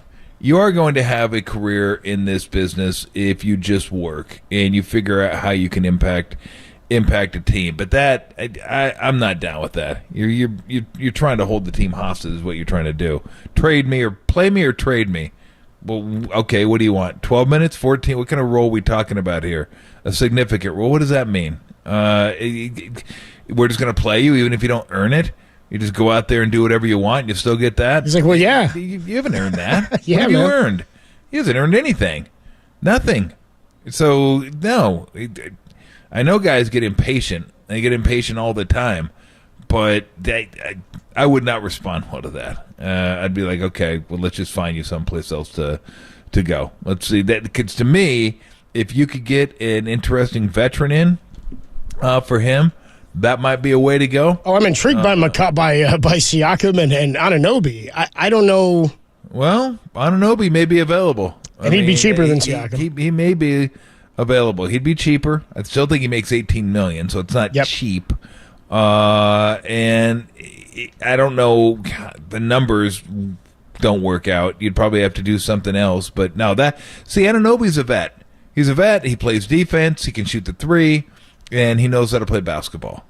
Like, that's the type of guy that would have had minutes with the Warriors in the playoffs. There's no doubt in my mind he would have had minutes. So, but no, I think Kuminga has a future too. I think he can be really good, but he's not really good yet. Just because there's a lot of guys that were going to be really good that aren't really good, never turned out to be really good because they never figured out what it took to be a professional athlete. Like all the things that go into it, it's not just athleticism and dunking and making buckets. There's so many more things that go into. You can get by for a long time in the amateur ranks at that. I mean, you can hide some of that stuff for a while. That's why he got drafted so high. Right. Because they're like, look at this clay we can mold. But you got to be willing to let him mold you. Look, I think Jordan's gonna have a hell of a career in the NBA, whether it's here or or somewhere else. I don't know how much. And, I'm going to ask Steve that because we haven't talked about it all year. I didn't really want to get into it because it was over, and we talked enough about it to begin with. But now the season's over, how much did the punch kind of affect the Warriors this season? So I'll ask him that, and only Jordan or Draymond can answer. Really, only Jordan can answer how it affected him and what's the relationship like with Draymond. You don't have to be buddies. I mean, you don't expect to be buddies with guys that are like 10 years younger than you. It's like any other job. You're going to be friends with some guys, not friends with other guys, and understand that these guys have families too. This isn't college anymore where you're going out hanging out, going partying with your buddies all the time, going to movies, going to the bar, just chilling, just coming over, play video games. You got like family. They got like kids now. They're going to go home and hang out with their families. College, you live, you're on the same schedule. They make you do your homework at the same time, then you got practice, and you eat together, then you go to class. Like, you spend every moment mapped out for you. And now young guys have to sort of figure out that routine for themselves, and the older guys, as you said, go about their lives and go home to like houses that they've lived in here for a decade. Yeah, and they can show you. They can show you how to be a pro, but you could lead a horse to water. So, again, I just don't like that approach. Didn't like it, but yeah, I don't know. I don't know what that's like, but yeah, I think those are two. The question always is this: not whether they're good players. Can they be good players here? I said that about Wiseman. He may go on to be a really good player, but was he going to be a good player here? Did he fit with Steph Curry? That's the thing about Draymond. He fits with Steph Curry beautifully. Maybe better than anybody could fit with Steph Curry.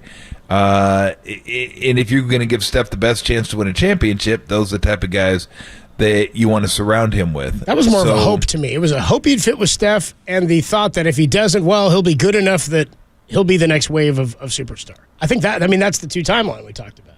You hope that you could have him just sort of what you always say, sort of streamline their process, where rebound for us, block some shots, run the floor with us, don't get in the way, don't make mistakes, play the role we have for you, and then you believe that the talent was big enough to build around him. After that, that's what I imagine ownership thought with Joe Lacob wanting Wiseman here. But and the interesting part is this, and there's no getting around this, is when you're drafted number 2 overall and you're drafted number 7 overall. That's where Wiseman and Kuminga were drafted. You usually go to bad teams where you're going to get playing time and you can just play through everything, like Wiseman was doing in Detroit.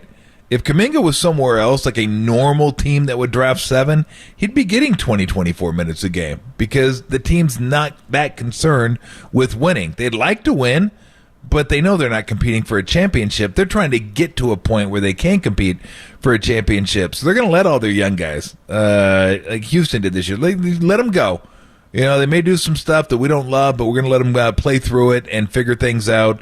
And we'll try to build this slowly, but we're going to let them get some bumps and bruises. When you have vets like the Warriors do, and you feel like you can compete for a championship, you don't have that luxury to say, here's 24 minutes, here's 20 minutes, go get them. Just go ahead and let it rip, and whatever happens, you're going to get 20 minutes the next game. It's not working like that here. So that was difficult, too, because you're asking the young guys to wait while the old guys, the vets, are going to try to carry the load to the championship. But they want to get in there, too, and play, but these guys aren't done. So it's tough. I mean, it sounded great. It really did. It sounded good. But in retrospect, you look at it and say, boy, that's a tough sell. Unless the young guys are, like, ready to go. They were coached well in college. They understand how to play basketball. They know how to fit in. They can be pros right away. None of them are 4-year players. They're all like one-and-done guys. Even Jordan Poole was a one-and-done. They're all young. Yep. Moody's young. Wiseman, 6. It's a tough ask. Like I said, it sounded good. Sounded great. The vets are hanging on longer than we thought they were. Like, I think a lot of people thought the vets might start declining. They're not declining. So that doesn't expedite rookies' development either. So it was tough. The next era of NBA basketball will start tonight also with the lottery. We'll find that out in about an hour. And was it 5 o'clock tonight, 5:15 or so? It's right before the tip-off of the Western Conference Finals, the Wembanyama sweepstakes. And we'll talk more about that and what kind of prospect he is. They're calling him the biggest prospect in the history of amateur sports. like the most hyped prospect. I'm like, I don't know, LeBron was pretty hyped. Really? Yeah, no, that's what I was thinking, dude, I went too. back, I looked at LeBron's game log from high school today. I found a game his senior year, dude. It's got to be ridiculous. Remember he got suspended twice because he like got a car, he got an Escalade and a tattoo or something? Yep. They suspended him. First game back, he went for 50. And he did it on like 19 of 25 shooting. He made 11 of 17 threes or something insane. LeBron was a joke in high school. So we'll talk more Wembanyama a little bit later. Tim Kawakami of The Athletic is going to stop by, and we'll talk to him about this very Poole and Kuminga conversation. Jordan Poole's percentage of shooting dropped tremendously this year. He sort of plateaued, and then he got a big payout. Also got punched in the face. What role did that play, and will he be back? We'll talk to Tim Kawakami about that likelihood next. Tolbert and Copes only here on the Sports Leader.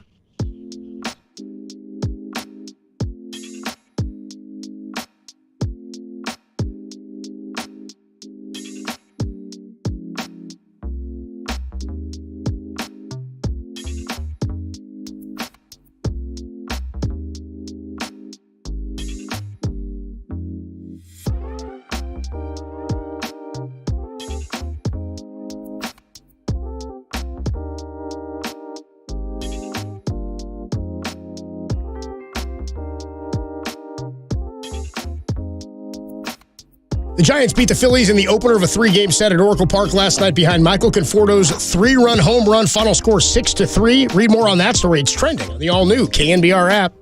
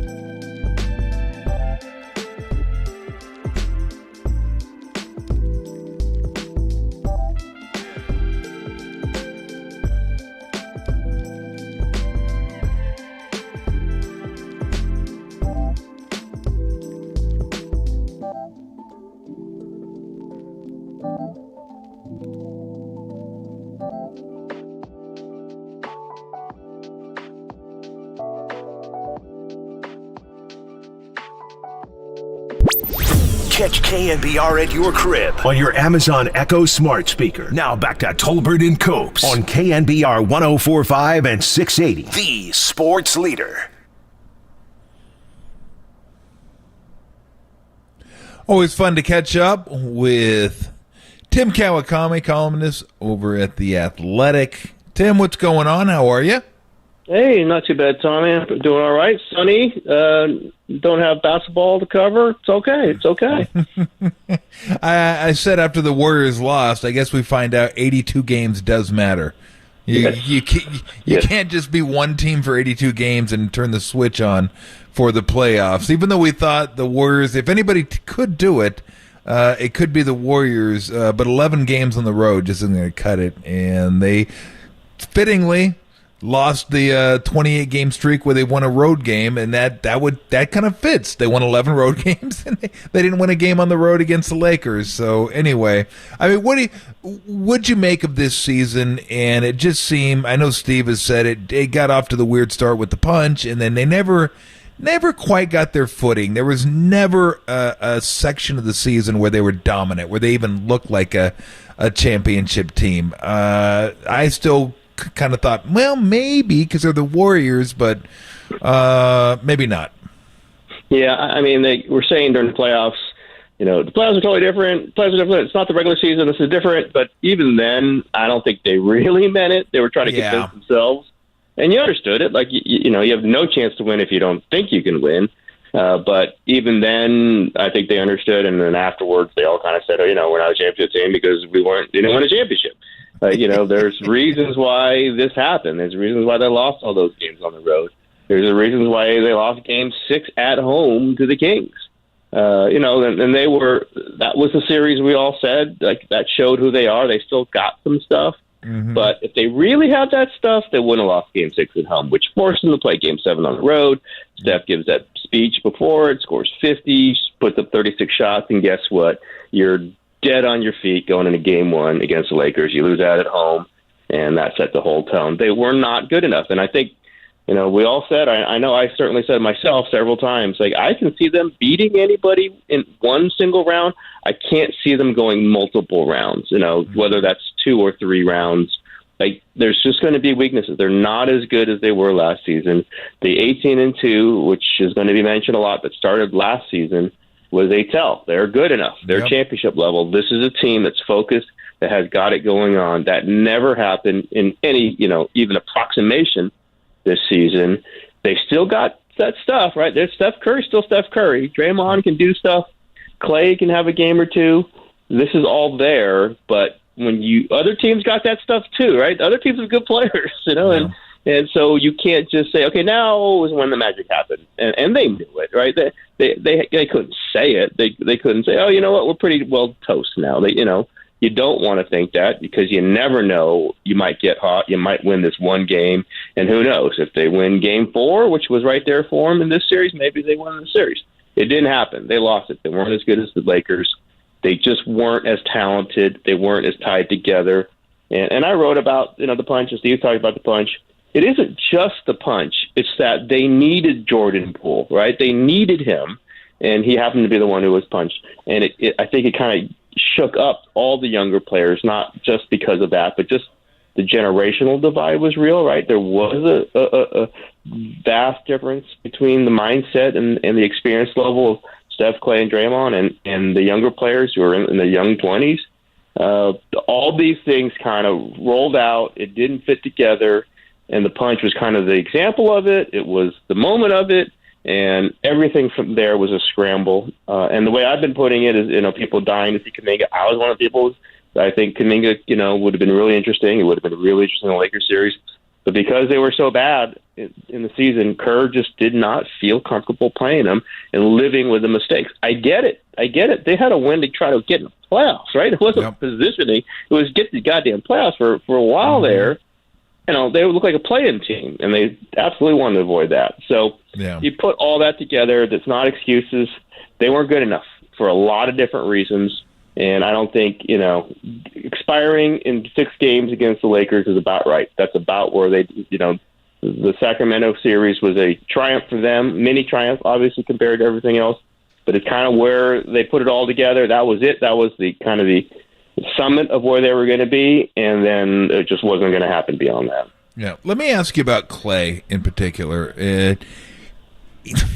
He seemed kind of off to me this year in that, and it started with the game in Phoenix, where him and Booker got into it, and he kept showing the 4 fingers. We got 4 rings and Klay. all that. Come on, man. It seemed like out of character. Like he went out of his way this year to bark at the opposition, to kind of talk smack. And I'd never really seen that before from him. And I don't know if he felt like he wanted to prove that he's back. He is the player he used to be. I don't know. I don't know if you saw any difference in him, but it almost looked like he put more pressure on himself. If he missed a shot, maybe even 2 in a row, the shoulders would kind of slump. It's like he felt like he had to make every single shot, and maybe it was just me looking at this, but he just seemed different this year. Like he put a lot more pressure on himself than maybe he usually does, and he wanted to prove everybody wrong, that the Warriors could still win and that he was still the player he was before he got injured. Yeah, I mean, it certainly came out differently. I don't think he was any different than the Klay I know.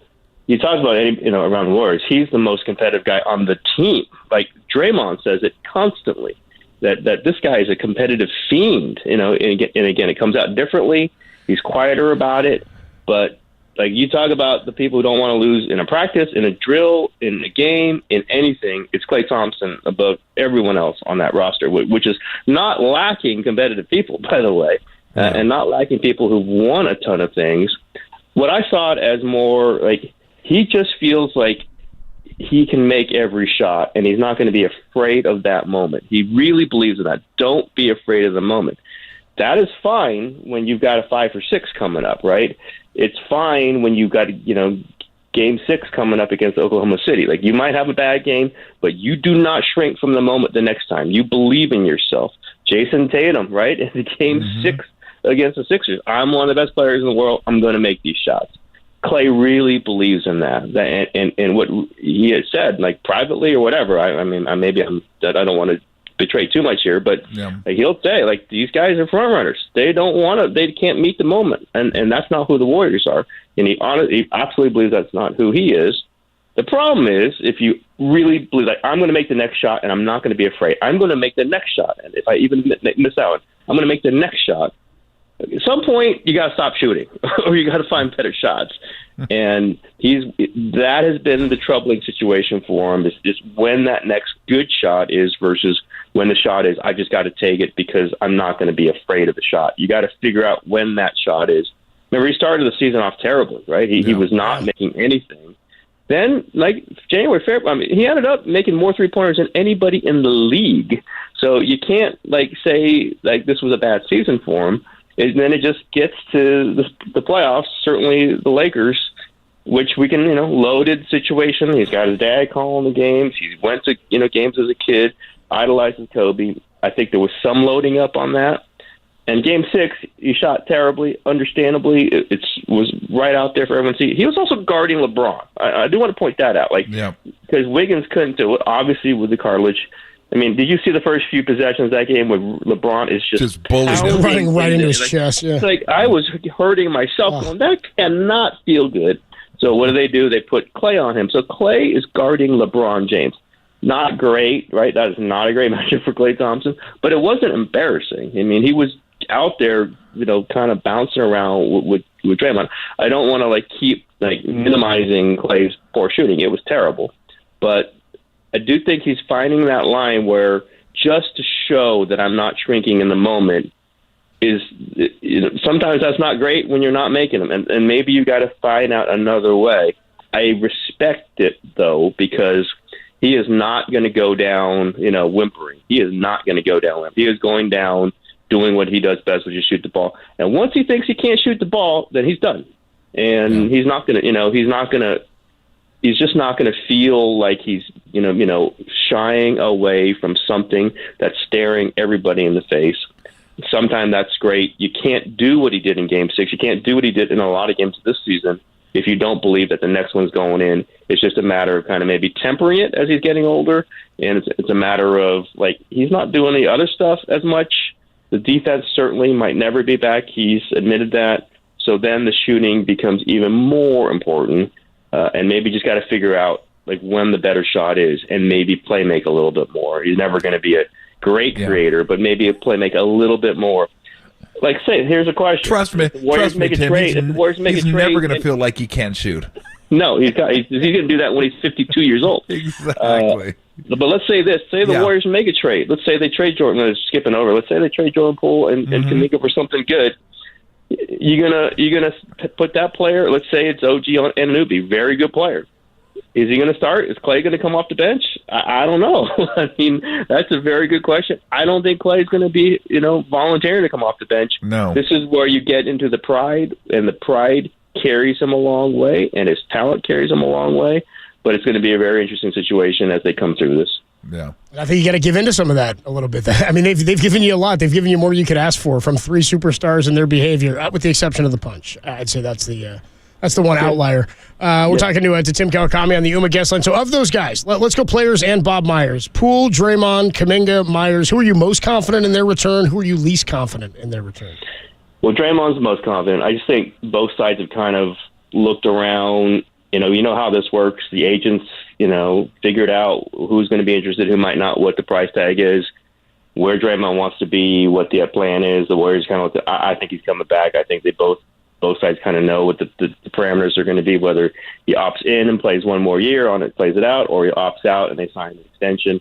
I think I feel very good about that. Draymond doesn't say it the way he said. I've been hearing this for a couple months now. Like, it just makes the most sense for him to come back to the Warriors if the price is right.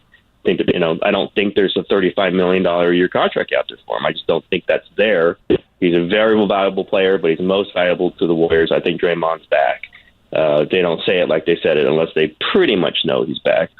Myers, I think, is 50-50, maybe even 52 the other way. That's totally his decision. I don't know. I wouldn't bet one side or the other. I think he's leaning back and forth. But I think that one's been out there for long enough that you have to say that there's a really good chance he's not with the team. I don't know, but I think there's a really good chance he's not with the team. Poole's probably 50-50. I think they'll look at what they can get for him. I personally think that they probably should trade him, but that's just me. I don't make these decisions. Good thing for them. I would try to figure out somebody who fits with them a little better, but they might be a little hamstrung by what they can do as a luxury tax team. The new rules are limiting a lot of things. He's a talented player. You don't want to get less talented, but you also don't want a $450 million commitment for a team that's going to not be better. And I'm not sure how much better they're going to be with Jordan Poole on this team. We'll see. I'm a little tough on Poole. I admit it. I don't love his game a lot, but he can get better. He can be a little bit more efficient. He can be better on defense. I don't know if that's going to happen. I say 50-50. I think Kuminga is likely to be back with the team. Another one, though, that, I'd say probably 60% chance he's back with the team. But if they get a great deal, and if it takes putting Kuminga in a deal with Poole to get something really good, I don't think they're going to say absolutely not. I don't think he's untouchable. I think all these things are on play. It's going to depend on the marketplace. It's going to depend. It's going to depend on what Bob Myers does. Like, who's going to make this decision, right? Is Tom Tolbert making this decision? I don't know. Yeah. Hey, God knows if that ever I'll happens. slander myself, Copes. All right? I'd rather have Tom on the sideline. I don't want Tom in the front office. I want Tom boxing out. You know what I mean? I want to teach him box going to say, Bob Myers is gone. Who do I trust? Who do I depend on? It's going to be Tom. I wanted the Angels GM job, but that's not going to happen, apparently. I think you'd be better. You'd be better, frankly. 100% better. It's talking about toilet water pressures what they come to. How much pressure should we come Exactly. Yeah, that'd be a little embarrassing having a front office guy with his own urinal. Much better for a radio. It'd be pretty guy. funny if you were a front office. No doubt about that. So here's the big question, Tim, and I think here's probably what they're going to wrestle with, depending on what moves they make, or maybe it will decide the moves they make. Do we want to put every effort into giving Steph and this core the best chance to win the championship for the next 3 years, even if we have to, and maybe not clean house, but get rid of some of the younger guys, Poole's gone. Maybe Kuminga's gone. Maybe even Baldwin. Maybe you're just like, okay, we got to do at all expenses. We're going to try to maximize this next 3-year window. Or they say we're going to try to win, but we got to have some kind of landing spot when this starts to go on the down slope a little bit. I choose option A. I think you have generational type player, and you got to try to maximize that window, and then you just deal with whatever comes after that. You don't have to necessarily go back to the Cohan era. These guys are smart people. They know what they're doing. They can figure out a way to get back in the mix somehow. It may take them a little bit, but where are you at on that? Because I said it even this year. I'm like, the 2 timeline things sounded great. It wasn't, because the veterans weren't ready to play the back 9 yet. I mean, they're still right there. They're at the turn, and they're still very, very viable championship contenders. So you didn't have minutes you could just give to players like bad teams do. Where are you at on that? Do you just say, screw, we don't know what's coming in 3 years, screw it, let's try to win a championship while we have these guys under contract? Or do you kind of be maybe a little more prudent, as some people might say, and give yourself a chance, but also make sure that you're going to have a nice team after they start to decline a little bit? I am like 98% towards do whatever you can do for Steph Curry, because you're never going to have Steph Curry again. Never, ever. Mm-hmm. It's never happening. He has shown you he can win a series. He's shown you how good he is in the playoffs. The Lakers were, completely defending him and hardly anybody else, basically. Listen, I'm not saying trade everybody who's 20 years old for everybody who's 35, sure. But, it's all dependent on what the marketplace is, what's available, what you think you can get out of Poole and Kuminga if you keep them, I'm not saying trade them for anybody, but I don't think, this is not going to be repeated. Like, no matter what you do, you're not repeating this. You could have drafted incredibly in the Wiseman pick, and you weren't going to get another player who was even approximating. I don't think Steph, Draymond, or Klay. I don't think you're repeating any of those 3. I just don't see it happening. We see how many times teams have a pick in the first 3, and Philadelphia, the process. That's what it is.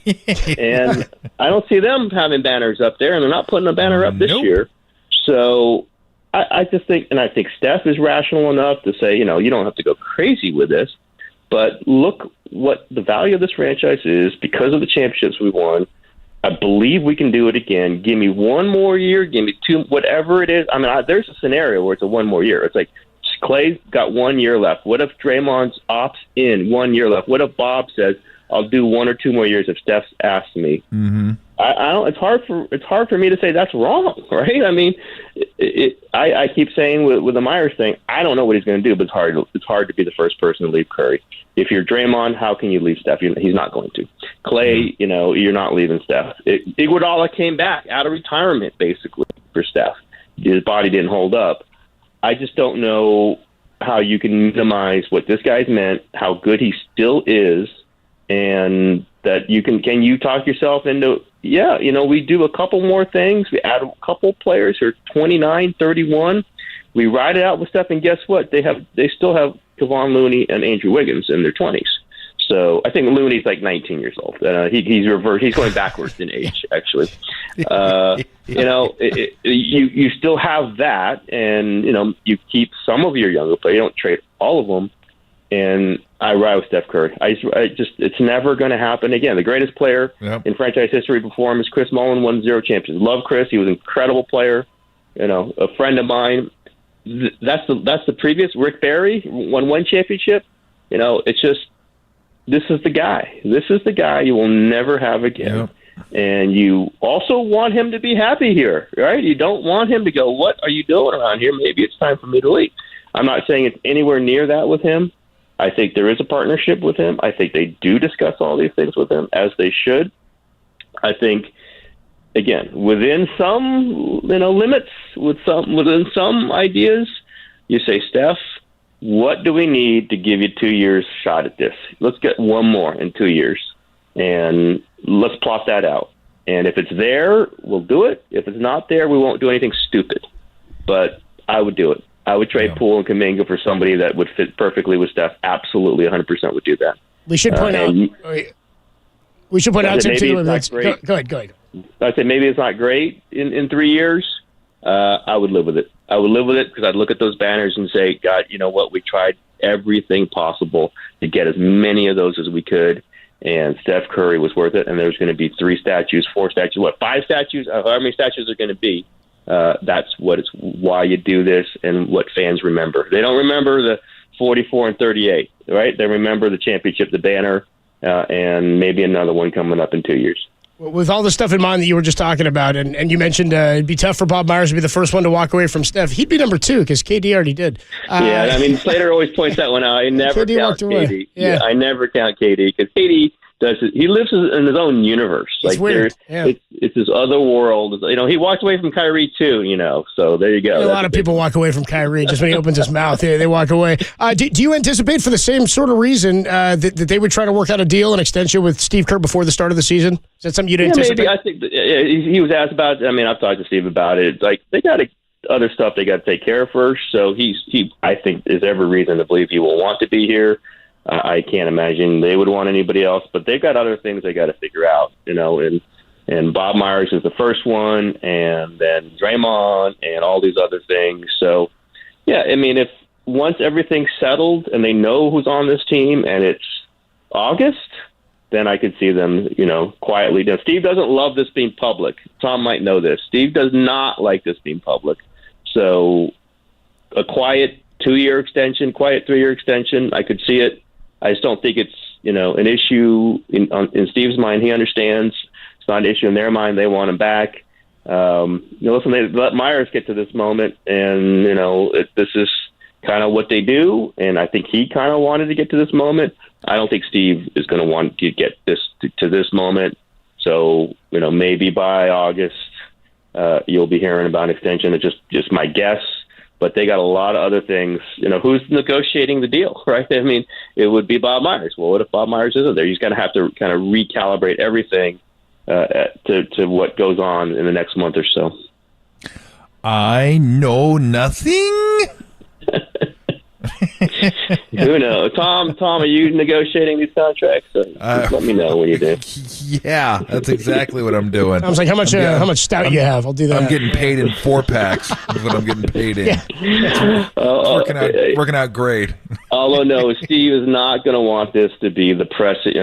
I know he does not want this to be. Oh my God, the Steve Kerr thing. There's a ESPN urgent report that he's no. He does not want that to happen. Steve likes to live in the shadows as much as he can. Yeah. He is very, very happy there. It's been far too long, Tim. Hopefully we can do it again soon. We got football season coming up on us. It's always fun talking to you, and hopefully we can do it again. So take care. It's good to see you out on the road a little bit. And now we're back home. So thank you. Anytime, Tommy, you know that. Good talking to you. I know. Thank you, Tim. I appreciate it. That's like the old dark only exists because there's light. Like, yeah, you wouldn't be on the road if there was no home. You would just be out there. You'd be a nomad. You'd be wandering around. Looking for somewhere to go. Yeah. Looking for a custom toilet to use. Why is hobo a good word? It should say it is a funny one. It's coming back around, too. Yeah. What's up, you hobo? I imagine you carrying a stick with like a bandana at the end with all your belongings in it, too. That's what I think of, too. Jumping train to train. Yeah, exactly. Sounds like something fun, dude. Something fun to do. That's a hobo lifestyle. On the other side, by the way, we'll get back into some basketball. Ray Ratto is going to join us at 4:50. Also, head coach of the Warriors, Steve Kerr, coming up at 5:30. Excuse me? Yeah, you're excused, Ray. 4:50, Ray will stop by. We'll talk some more hoops with him. What? I did not say anything about that. Also, Game 1 of the Western Conference Finals, Lakers and the Nuggets gets going in just over an hour at 5:30. LeBron's 12th appearance in a conference final. It's just unbelievable. At 5:45, we get Giants pregame coming your way. And we got to talk a little bit about this. With the Warriors done now, Giants get the attention. They would like the attention of the Bay Area a little earlier than they have in recent years. As recently as 2014, I felt like this was a baseball town. Since then, the Warriors have gone on their runs. The 49ers have changed things. Football and basketball have skyrocketed in terms of what America as a sports-watching country puts out front. So what's it going to take for the Bay Area to get back into the Giants? Is it Casey Schmidt? Is it Kyle Harrison? Is it not going to be until a guy like Shohei Ohtani shows up? We'll talk about all that and then back into some of this basketball. Hey, easy. What's up? Hey, don't just throw that in there. I have to throw it in there. I have to throw it in there so that I don't cry when he lands with the Dodgers in a month and a half, dude. That's you just wait. You're mad about Padres. this. You're mad about this. Wait till July, bro. Wait till July when he's a Dodger, and then see what my attitude. I'm not mad. I'm already resigned. You're gonna be irritated. I'm already resigned to watching a guy who starts a game get on base 5 times. Like, is he Artie Moreno and hit resigned? a 456-yard crazy moonshot. He went nuts yesterday. 7 shutout and a 450 shot. We'll talk more about that. No, it wasn't shut. He gave up 5 runs. He gave up 5. He gave up 3 homers yesterday, but he's like, but he got 3 hits or 4 hits or something. I got it. Don't worry about it. We're good. Yeah, he had a home run, triple. I think a couple singles and a walk is what it ended up being. Quote Radnich, that'll keep him.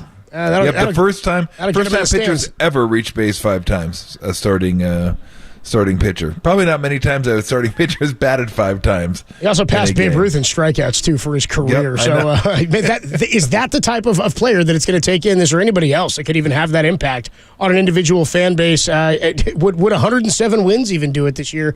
I don't think so. I think it's got to be sustainable. We'll talk about that before we talk to Ray Ratto. Tolbert and Copes on the Sports Leader. You know all the cheeses?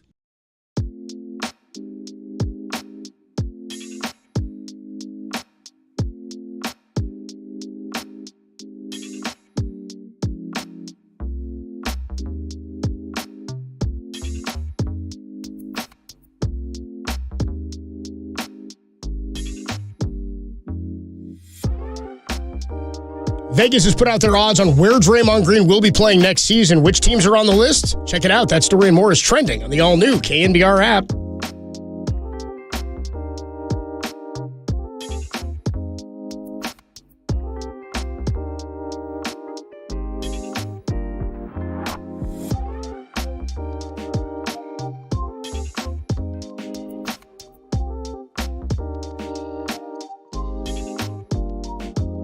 Hey, what's going on, everybody? Adam Copeland here for the San Jose Earthquakes. I used to go down here every summer to check out, get this, the California Classico. Attention, Bay Area sports fans, brace yourselves. It's going to be an unforgettable showdown. Are you ready to witness a clash that transcends time? The ultimate rivalry, older than some of the players themselves. Mark your calendars, July 1st, 7:30, as the 97th California Classico. Electrify Stanford Stadium as the San Jose Earthquakes go head-to-head with their longtime adversaries, the LA Galaxy. It's no ordinary match. It's a summer tradition like no other. Prepare for a spectacular event. They've got a fan zone for kids and families. There's a heartfelt tribute to our military heroes and a big post-game fireworks show. And the first 30,000 fans are going to get a Quakes jersey-shaped rally towel to cheer on their Quakes against the LA Galaxy. Don't miss out on the Bay Area's biggest summer sporting event. Get your tickets now, sjearthquakes.com. Be a part of history, the 97th California Classico. Again, Saturday, July 1st at Stanford Stadium. Get ready for an adrenaline-pumping clash of titans. Go to sjearthquakes.com to score your tickets today.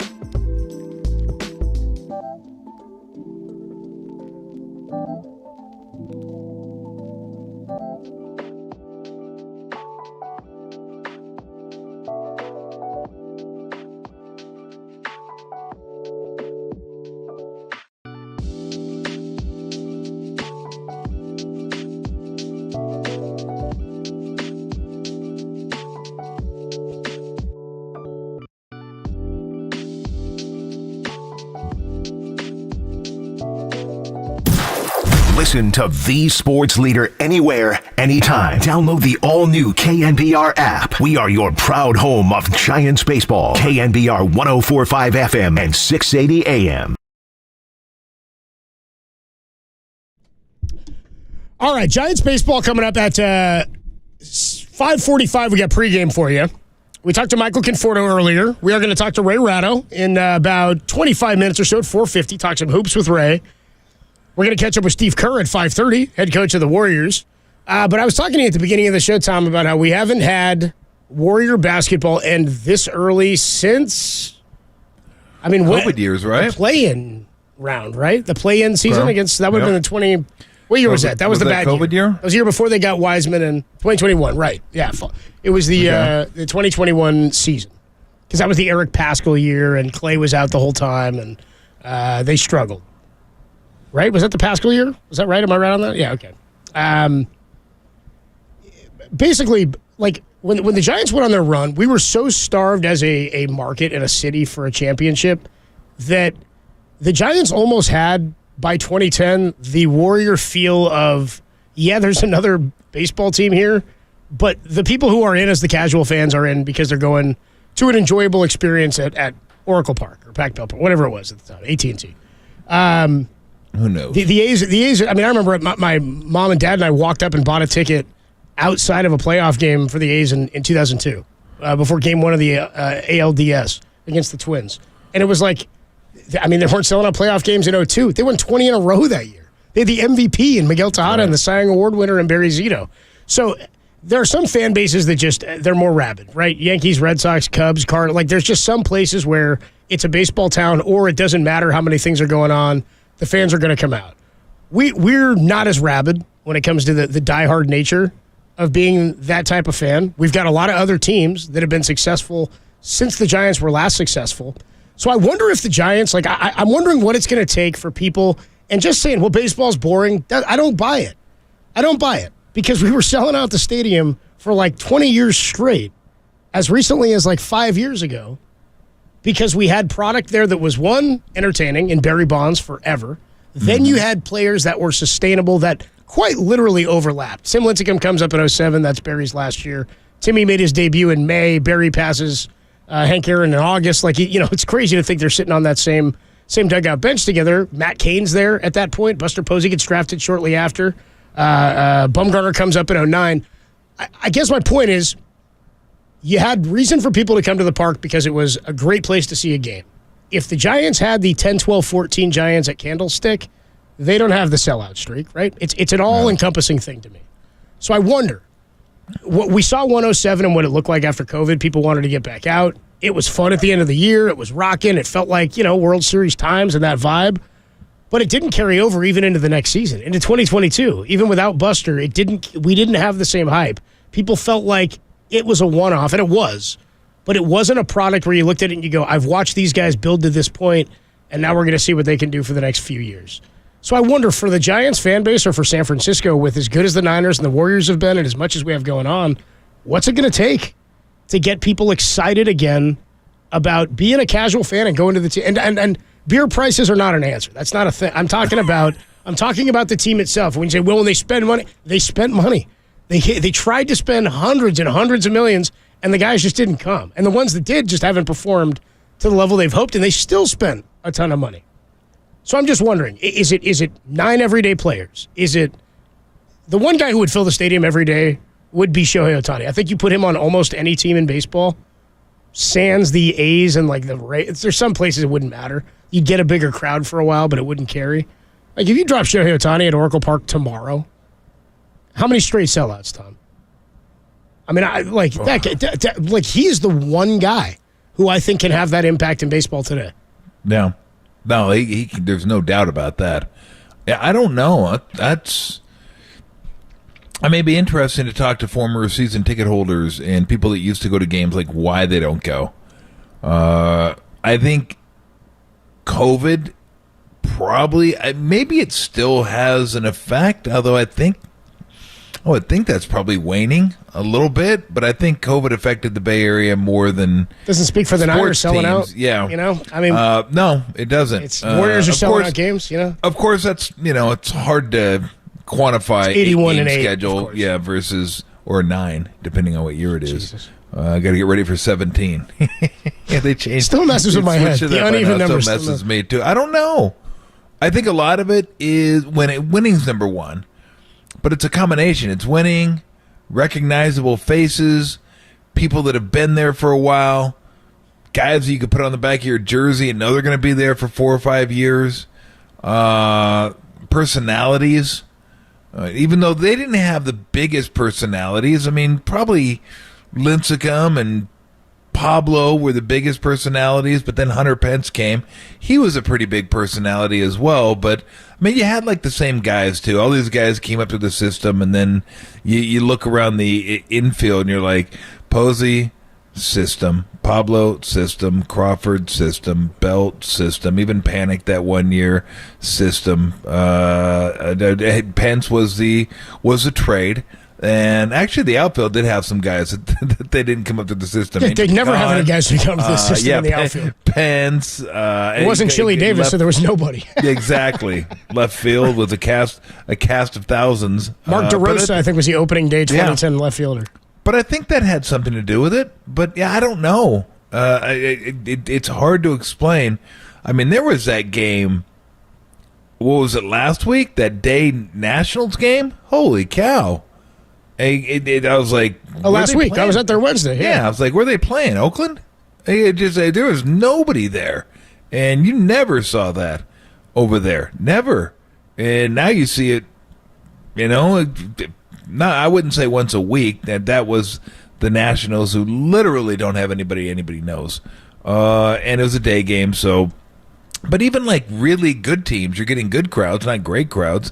And they used to get great crowds every single weekday day games. I went to a lot of weekday day games for years, and you'd get first of all, they were calling sellouts, and I know that I think they had 19,000 season ticket holders at one point, which is what your minimum attendance would be every game. But they weren't. I mean, how many consecutive times did you hear Rennell say another sellout at AT&T Park?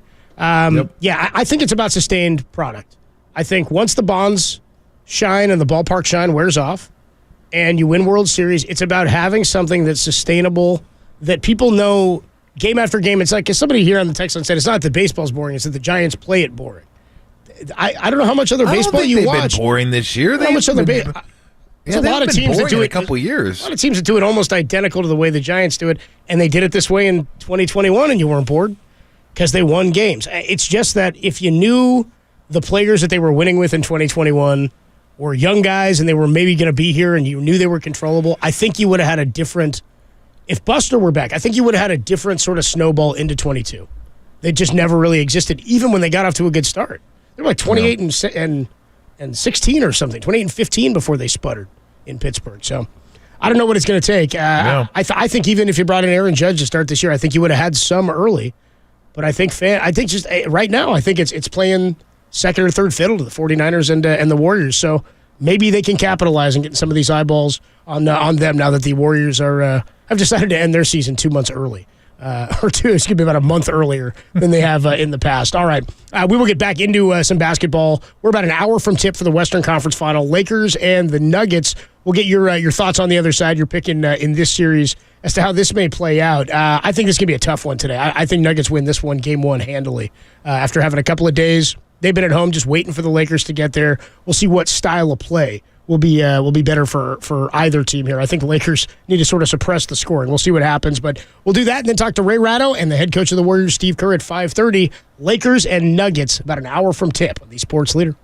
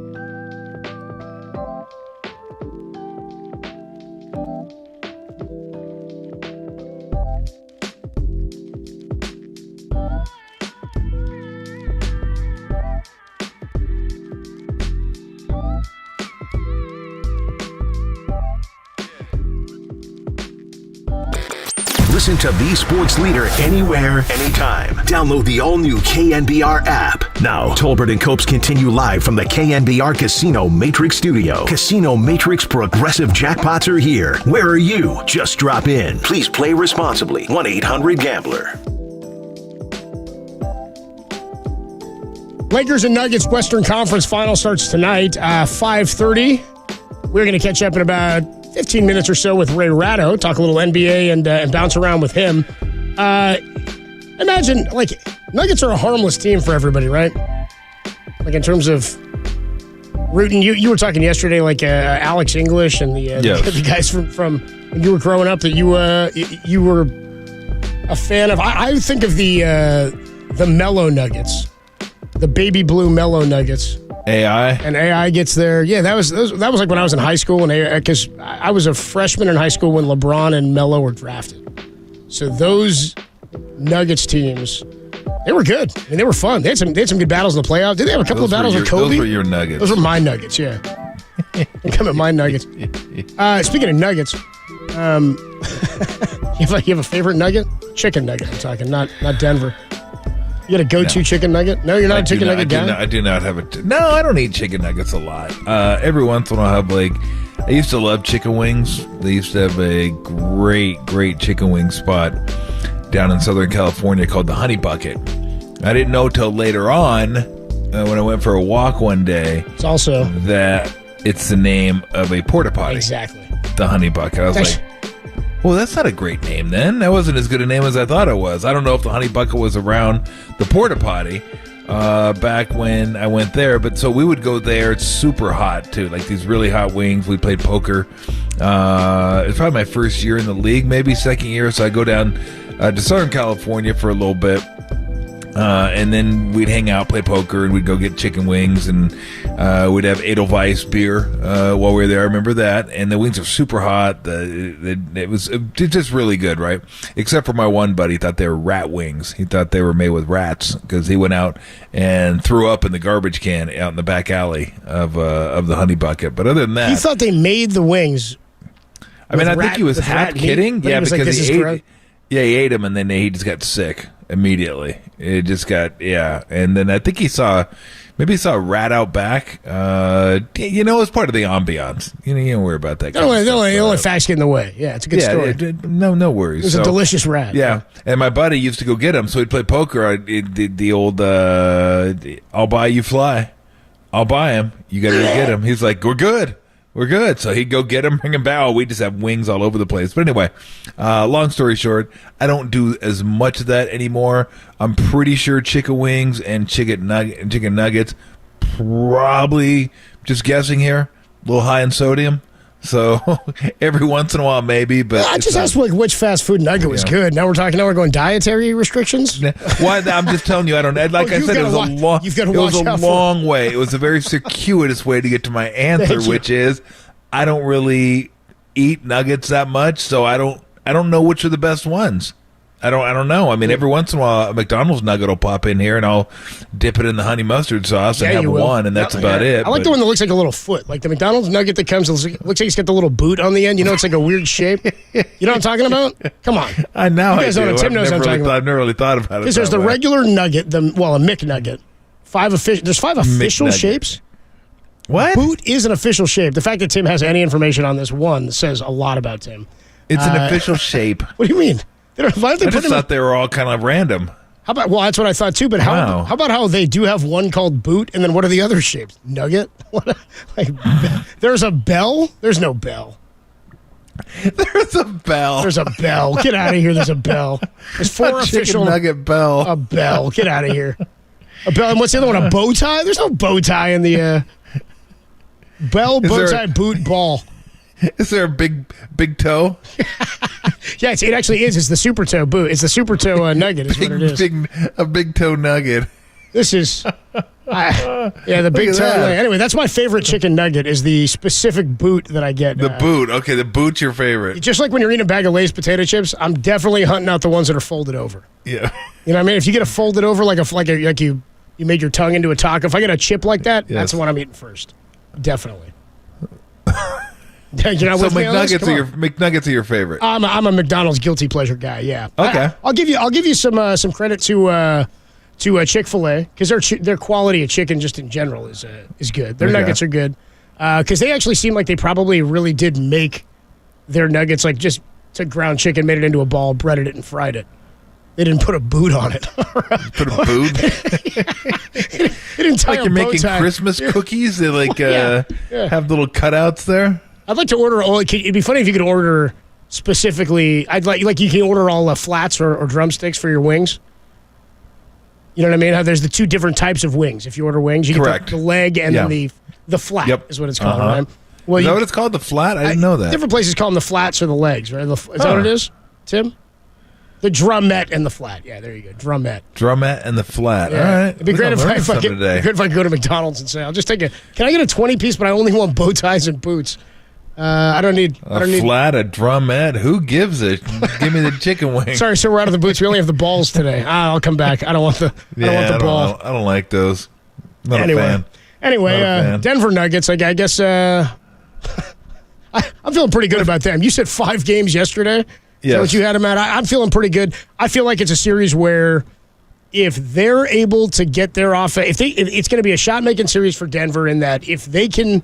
I mean, I don't think they need Jokic to go 30-point triple-double for the series like they did in the last one. I think he needs to distribute, and he needs other guys to knock down shots in this one, and I think they can score more than the Lakers are. Lakers are regularly capable of. I think if the Lakers can suppress some scoring, or they can hold them, or Jokic has an off night, or he's not getting help anywhere, that's where the Lakers can steal 1 or 2. Nuggets are 0-7 in their franchise history against the Lakers in playoff series. What kind of style do you think can win this fight? Well, I mean, it's going to be a lot different than the last series for the Lakers because that was strength on weakness, weakness on strength, and they won out.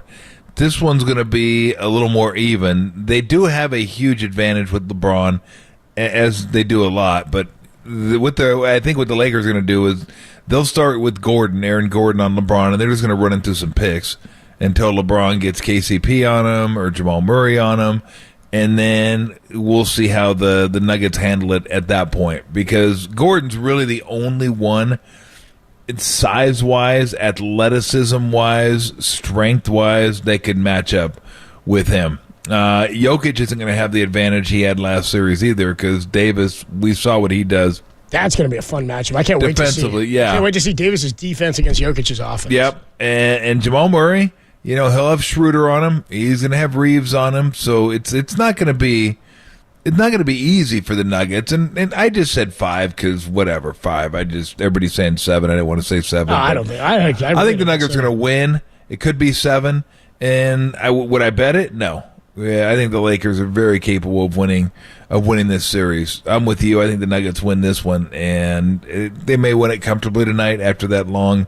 And that's a tough series, even though it's only 6. It's kind of lengthy against the Warriors. So yeah, I like the Nuggets tonight, but I don't have a great feel, but I do like the Nuggets. I like the way they're playing, and I think what I said was home court advantage. They're really good at home. They're tough to beat at home. They have it, and I think that's going to ultimately prove to be the difference in this series, where both teams are really good defensively. I think Lakers have the edge. Offensively, the Nuggets have the edge. What I'm going to look for tonight is how the Nuggets do in transition offensively, because that's where you can take advantage of the Lakers a little bit. If you get out and get some points in transition, and they're not going to double Jokic. So does Jokic have those games? And that's what I think the best way to go about guarding him, and that's what Steve tried to do last year, was, if he's going to score, let him score. I mean, don't let him score, but we don't want to let him have the games where he's scoring 28 and 14 assists. That's what we don't want to have happen. We want to limit his playmaking. Can the Lakers limit his playmaking in the half court? Can Davis, instead of foul trouble, guard him, make it difficult on him so that everyone else can stay home? Porter isn't catching shots. KCP isn't cutting to the hoop.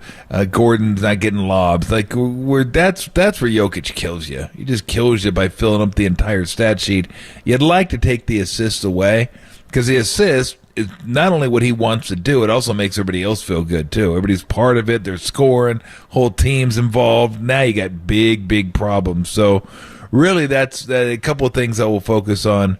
From the Nuggets standpoint, how many points can they get in transition, especially in Denver, and what kind of work does Jokic do on Anthony Davis? And then from the Lakers standpoint, what are they going to do with LeBron? How much does LeBron have left in his tank? Does he have 3 games in him? Does he have just quarters of those games in him? How much they put the ball in his hands in this series? I suspect not as much as he used to have it in his hands, just because they don't want to wear him out, and they feel like they don't need to. They feel like Reeves is good enough, Schroeder is good enough. D'Angelo Russell may have a little bit better matchup in this series where he doesn't have to chase guys off screens all the time. Really, Murray is that guy, and they'll probably put Reeves on him, I would think. Maybe even Vanderbilt. Maybe you could put Vanderbilt on him if you would, if you'd like to. So, no, I think it's going to be fun. I think it's going to be a really good series. It's kind of an old school series back to the early 80s.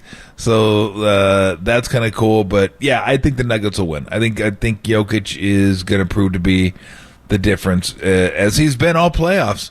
He has been that all playoffs. He has not been a guy who you're like, ooh, yeah, get to the playoffs, huh? Not quite. No. 30-point triple-double. Third guy to ever do that in a playoff series, man. This guy's been incredible. Been nails, so. And there's a case for him being the MVP this. Like, if they'd given it to him this year, he'd be like, all right, well. Yeah, absolutely. I totally agree with you. Yeah. Yep. So I totally agree with you. Here's what's going on. We got about an hour left in the show. We got Giants pregame at 5:45. Here's how it's going to break down. Ray Ratto will join us next, talk some NBA. Right after that, we should have the results of the draft lottery to know who's going to win the Wembayama sweepstakes. Right after that, Steve Kerr is going to stop by. We'll talk to him. Our final hit with Steve of the 2023 season. That'll take us right into Giants pregame and then Giants baseball. Got it? Ratto, lottery, Wembayama, Steve Kerr, Giants pregame. This is Tolbert and Copes. You're listening on the Sports Leader.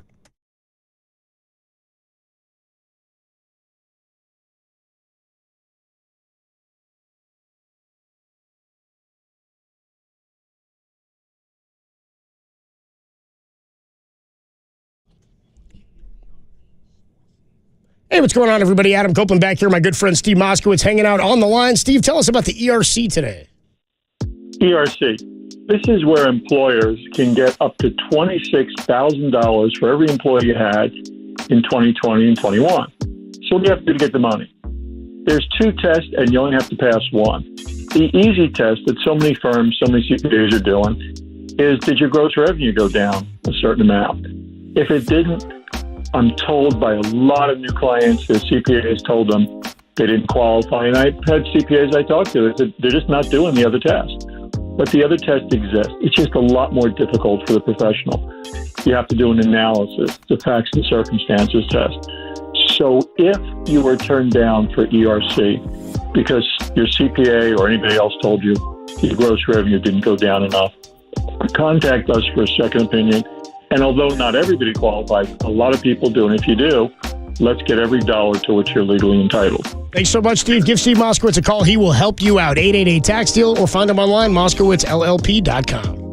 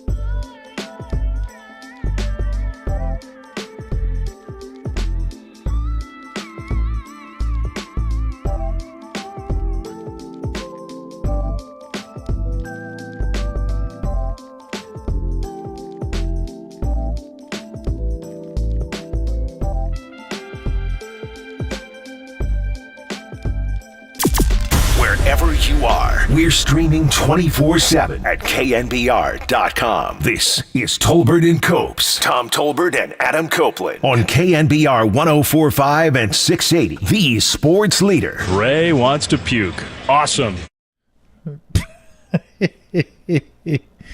Oh, man. Always fun to talk to our friend Ray Ratto. You can catch his pros on The Defector. Ray, what the hell's going on? Apparently, I want to puke. Apparently you do.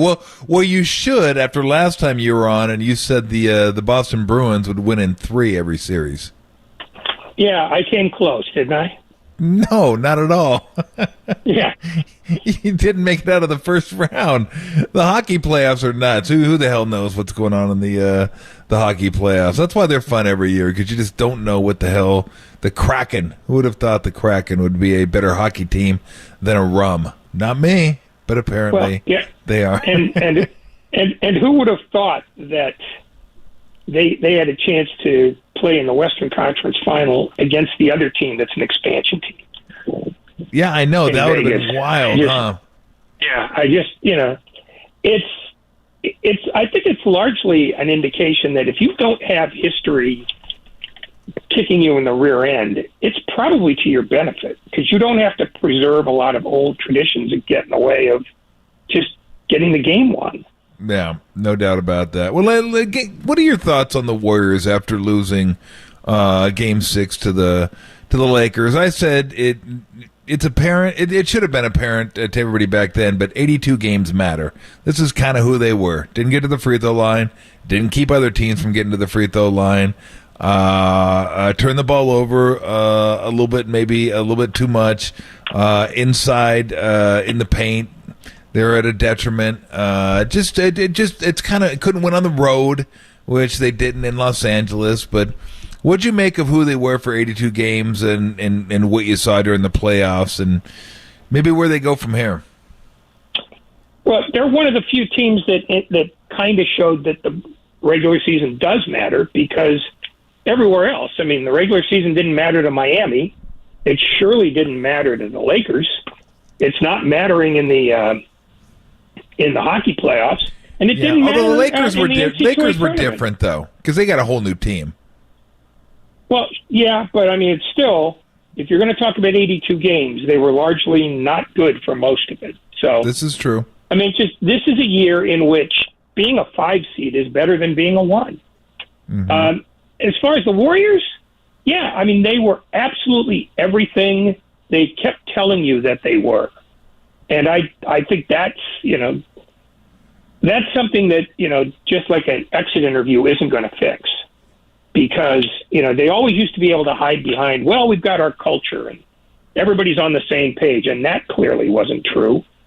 And this is the first time I can ever remember a Warrior team with a fundamental shortcoming on the floor that they never fixed.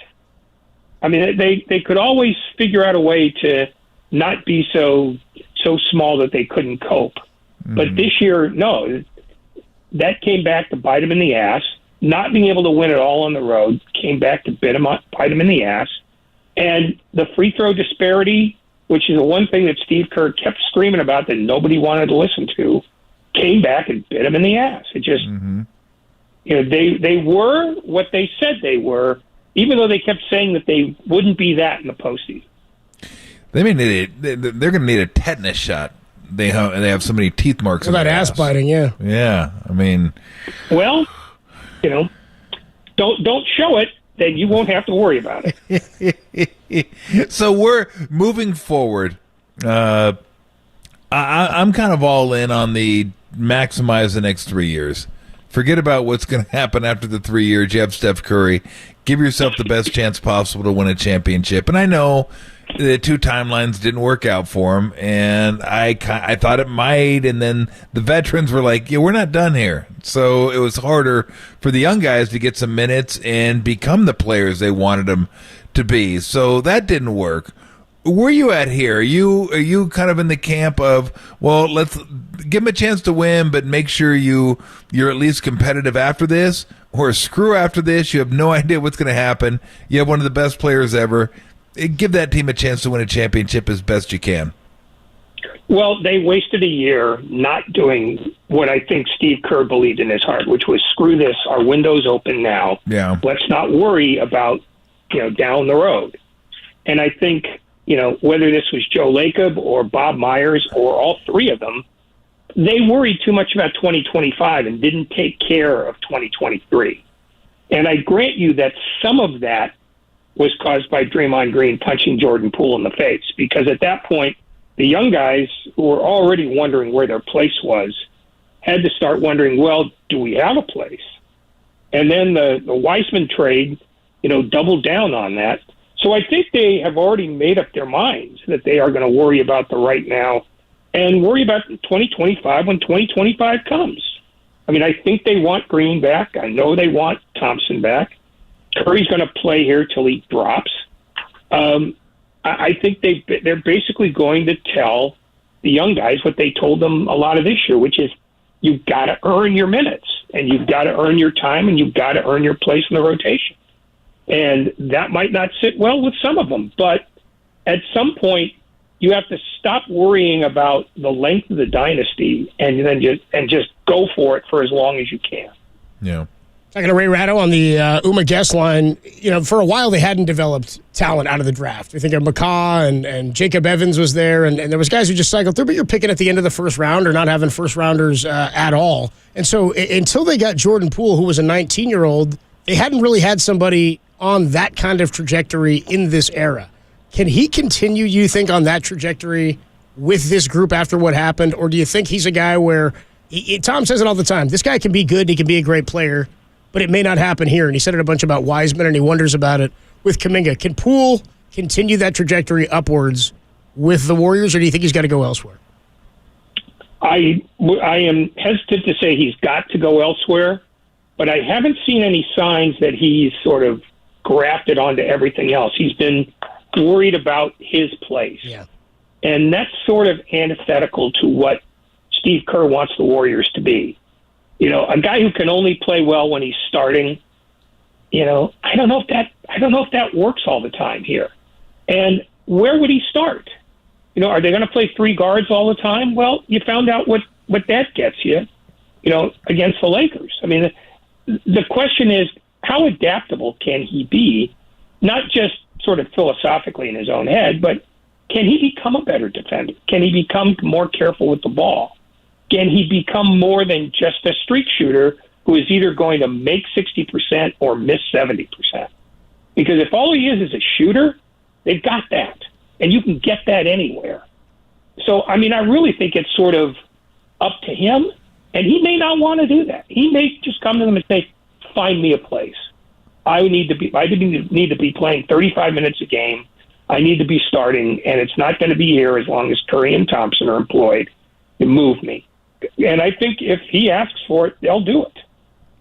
His field goal percentage dropped by 16%, three-point by 15%. Yeah, I mean, that's the thing. If he can't make a shot, what does he do well for you? And that's always been the question with him, even when people were falling in love with him. What exactly does he do that you can't replace? And what does he not do that you desperately need? And that didn't really get answered until the latter half of this year, when you found out, well, he's not a defender. He isn't careful with the basketball all the time. And if he doesn't make shots, he's a cipher. He doesn't help you. So I think part of this is what the Warriors believe he is, but I think most of it is what he believes he is. How do you see the Bob Myers situation shaking out? I don't know if anybody knows, but and would, I guess more importantly, what ripple effect do you think would happen if he decided he's had enough, he just wants to do other things? Well, or what happens if they decide they want to move on? Because, I mean, all I hear is how much they love Mike Dunleavy. I think you're going to annoy the head coach, for starters. You're going to annoy the veterans who like the fact that there's an open door for them. And I think you risk making your team worse in the executive suite at a time when you need everybody sort of, rowing the same way and believing the same stuff. Because whoever you brought in, if Myers decided to leave or if they decided to move on from him, they're going to want to institute some of their own philosophies. And this is a team that has a philosophy and doesn't want to change it. And maybe that's a bad idea, but it is who they are and what they are. And if you're committed to the veterans, you're also committed to that philosophy. So I think it is imperative that they either figure out a way to make him happy or figure out a way to be happy with him. Kuminga, he came out, either him or probably his representatives, reports where he wants a bigger role, or he'd like to go elsewhere. And this is kind of the problem with the two timeline, right? Is this team's a lot better than most teams that get these type of players. James Wiseman goes to Detroit. Hey, how many minutes you want? I don't know. You take what you need. I mean, we got plenty around for everybody. Play through your mistakes. We're not going to let you do that here, though. It's just the Warriors are trying to win championships. They don't have time to give guys minutes that they don't deserve. I'm not sure, to be honest, that Kuminga has deserved minutes. He looks great when he dunks and when he's being super athletic out there, but there's a lot more that goes to basketball than that, and obviously Steve thinks he doesn't do those well enough to figure out how to impact the team from a winning standpoint. If he's unhappy, what do you do with him? Do you just say, suck it up? You'll get through it. We still want you here? Or is he somebody you think they'll explore this year, this offseason? I think they need to get bigger. They need him. I think they need him in a more fundamental way than they even need Poole. Mm-hmm. Because they're not big enough. And I think you just say, we have minutes for you. We just need you to do these things as well as the things you like to do. Yeah. And maybe with another year of maturity, maybe that happens. But if he seriously says, no, I want my role predefined, they grit their teeth and move on from him if they can. Because the problem is there aren't a lot of big guys out there that are going to satisfy you. And if you move him just to prove a point and don't get something in return that's useful, then you've materially harmed yourself in ways that, not playing a guy who could be good but isn't good often enough doesn't. So they have to, determine whether he believes he should be getting minutes just mandated, and B, whether they can get him to be the center they want him to be. And That's delving into the heads of guys who didn't grow up in the system. They grew up in an AAU system for the most part. Right. Yeah. And they just said, well, wait a minute, I'm a good player. Where are my minutes?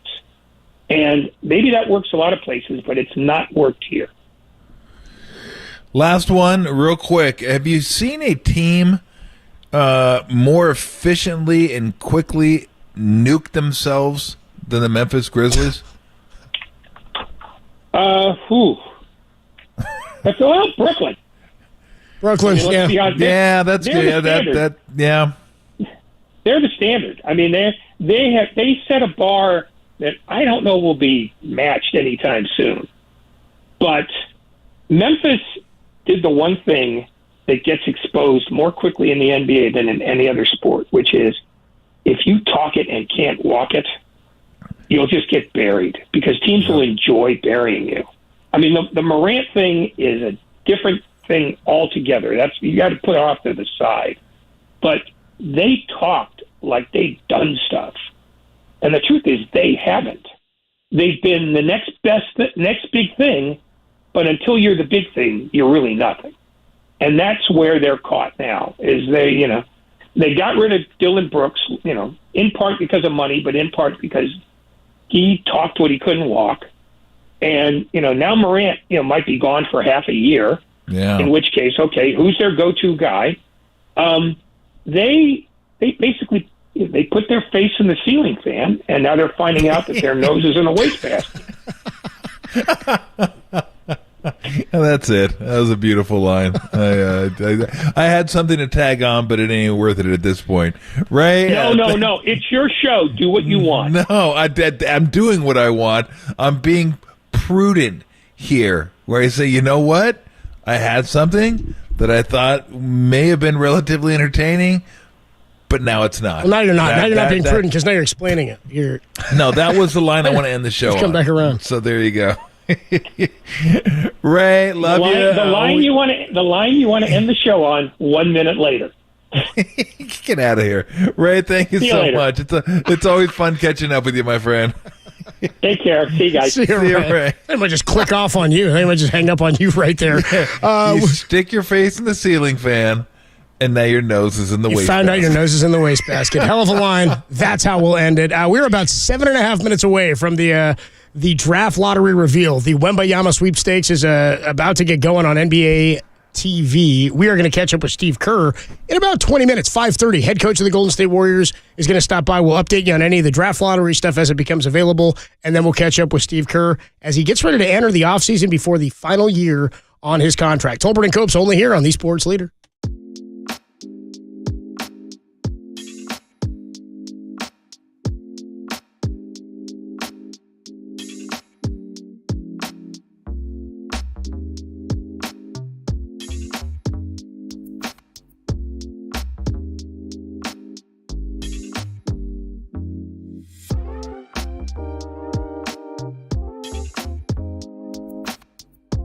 Dwayne Kuiper joined Murph and Marcus this morning to discuss how long Casey Schmidt can keep his hot start going. Check out that podcast. It's trending on the all-new KNBR app.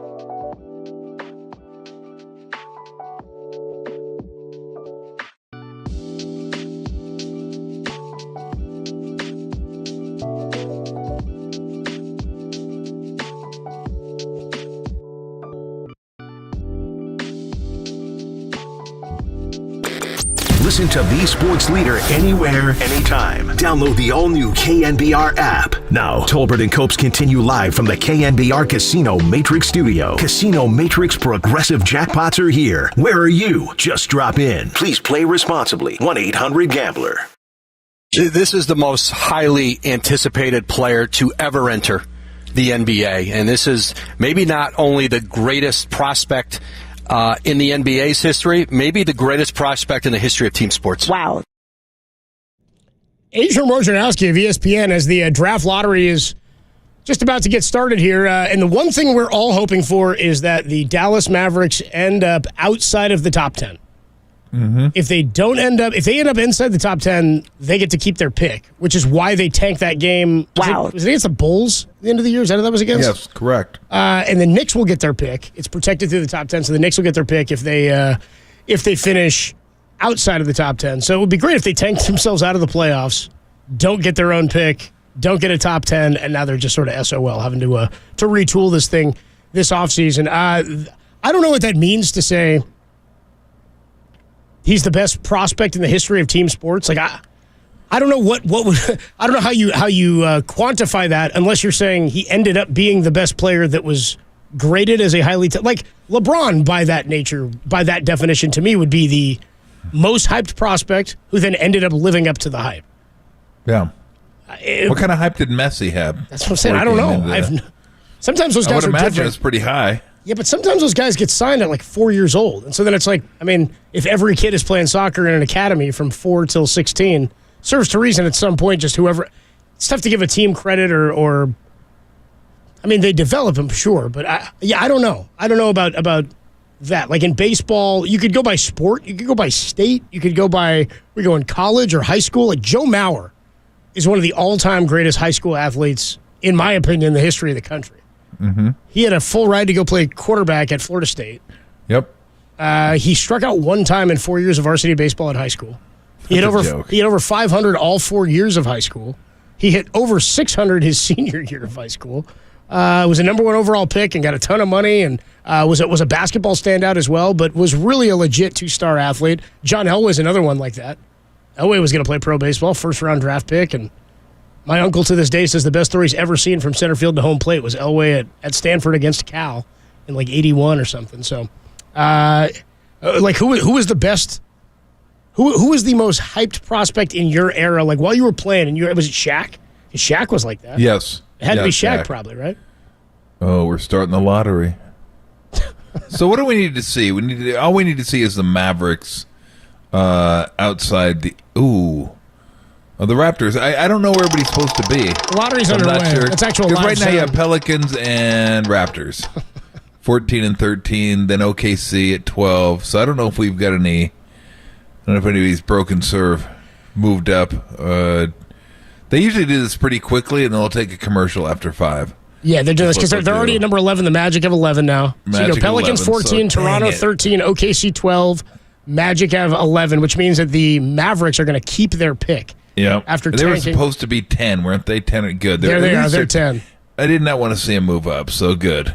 They don't move up. I just don't like them having an asset to try to move at any point. Yeah, I'm with you. I think it was total garbage. I think it was total garbage. You slap basketball in the face, man. That was not cool. I didn't like that. Total garbage. And there's a couple other big prospects in this draft as well. The kid out of Alabama, Brandon Allen, is that his name?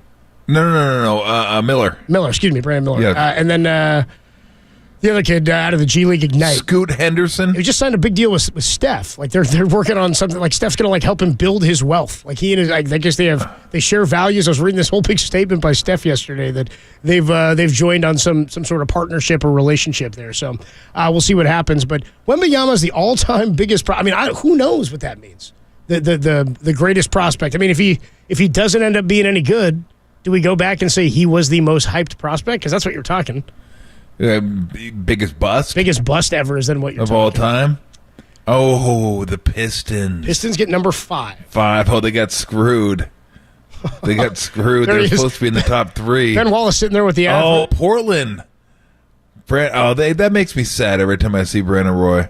That guy was such a good basketball player. Was he a 4-year guy at Washington, too? Yeah. He was the last. How good that guy was. He was the last great mid-range shooter in my mind. Like the last. Like he was a pure mid-range, and he had no legs. He had no knees. No legs. And he still put together a good career, man. Yeah, I was like, God, I wish that guy would have had some knees. It would have been awesome to watch him play a full NBA career. So who are the teams that have a shot here? So the so San Antonio, Houston. Because they showed Brandon Roy, I'll say Portland moved up. And who's the other team? I don't know who the fourth team. Charlotte. Charlotte is the last one. That's right. So Detroit was the one that got screwed. Detroit, yes, they got jumped. You know who's super happy right now? Wiseman. He's like, yeah, no Wembanyama. Thank I'm God. the man around this piece. I'm the Let's man go. up in this piece. Yeah, he's dropping it. He's going Denzel. I'm the man up in this piece. He's like, I got this center on lockdown right now. Does the Big NBA, boy ain't coming. Does the NBA look at Wembanyama to the Spurs the way the NFL looked at Andrew Luck to the Colts? Like, if he really is this prospect, he's going to end up in San Antonio, maybe?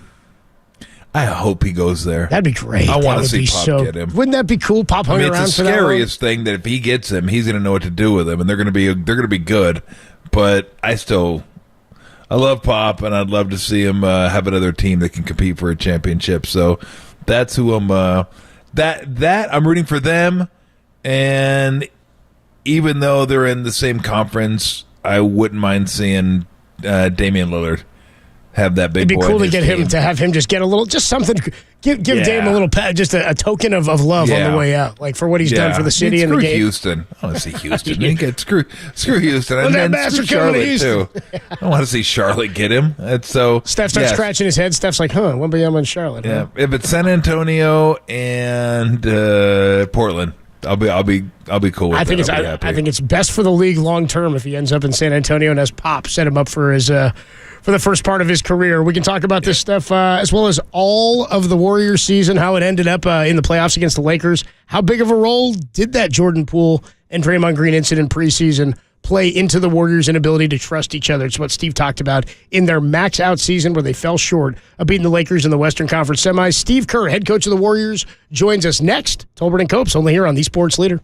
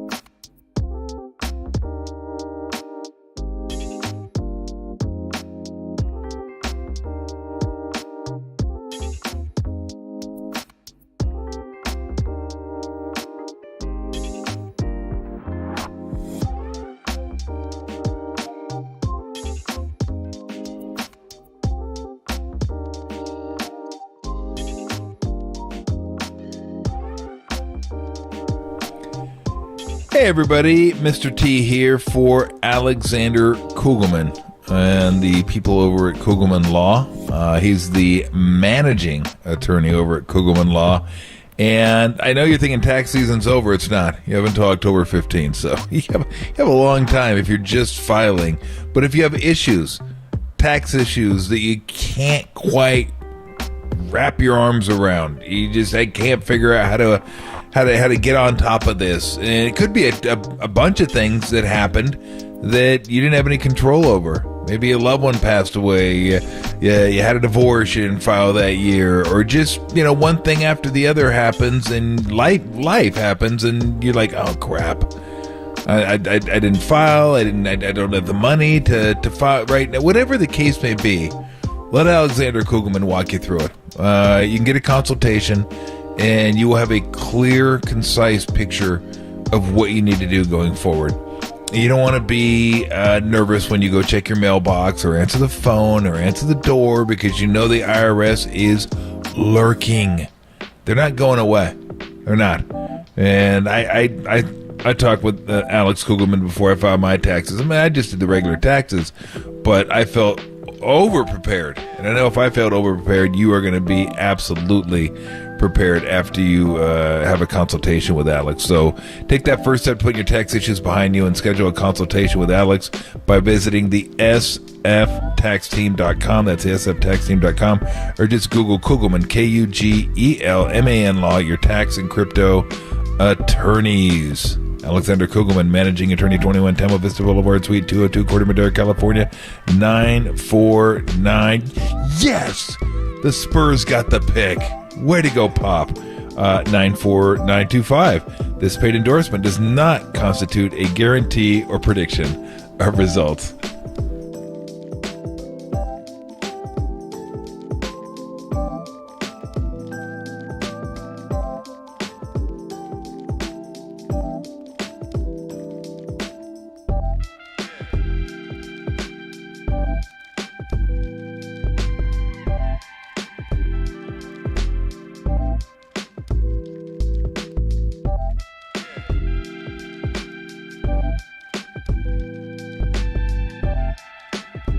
This hour of Tolbert and Copes is sponsored by Amici's East Coast Pizzeria. When you want the best pizza in town, Amici's delivers.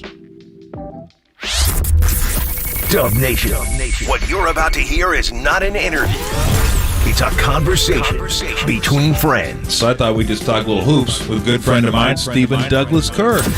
KNBR presents The Steve Kerr Show with his former teammate Tom Tolbert. The stadium should get a free beer on Tom Tolbert night. It would be appropriate. Along with Adam Copeland, it's Tolbert, Copes, and the head coach of your reigning champs, Steve Kerr, on the Sports Leader.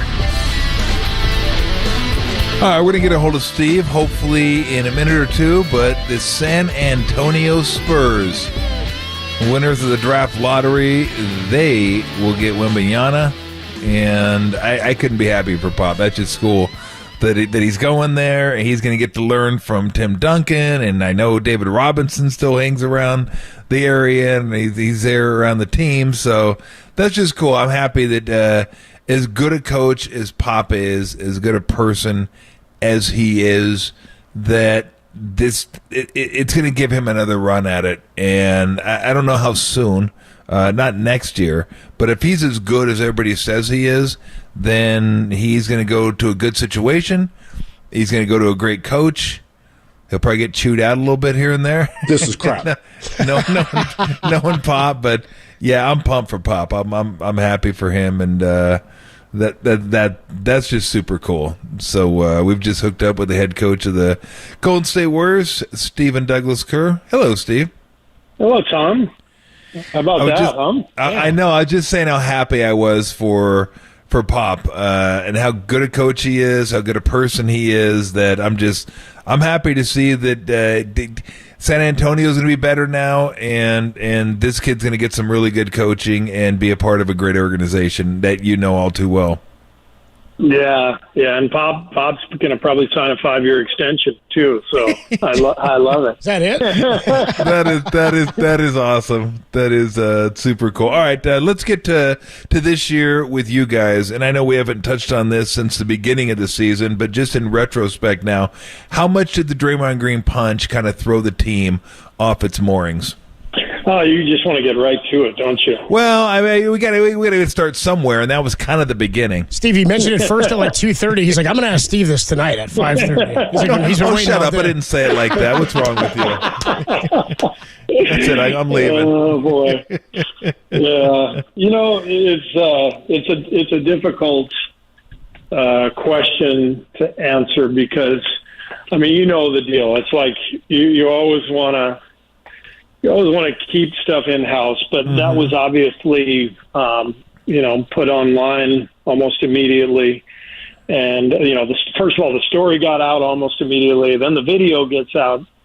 And so you're immediately scrambling. And when you can't keep something in-house, it just brings so much distraction. It's a distraction anyway, obviously.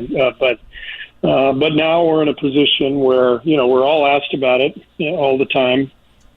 And, for sure it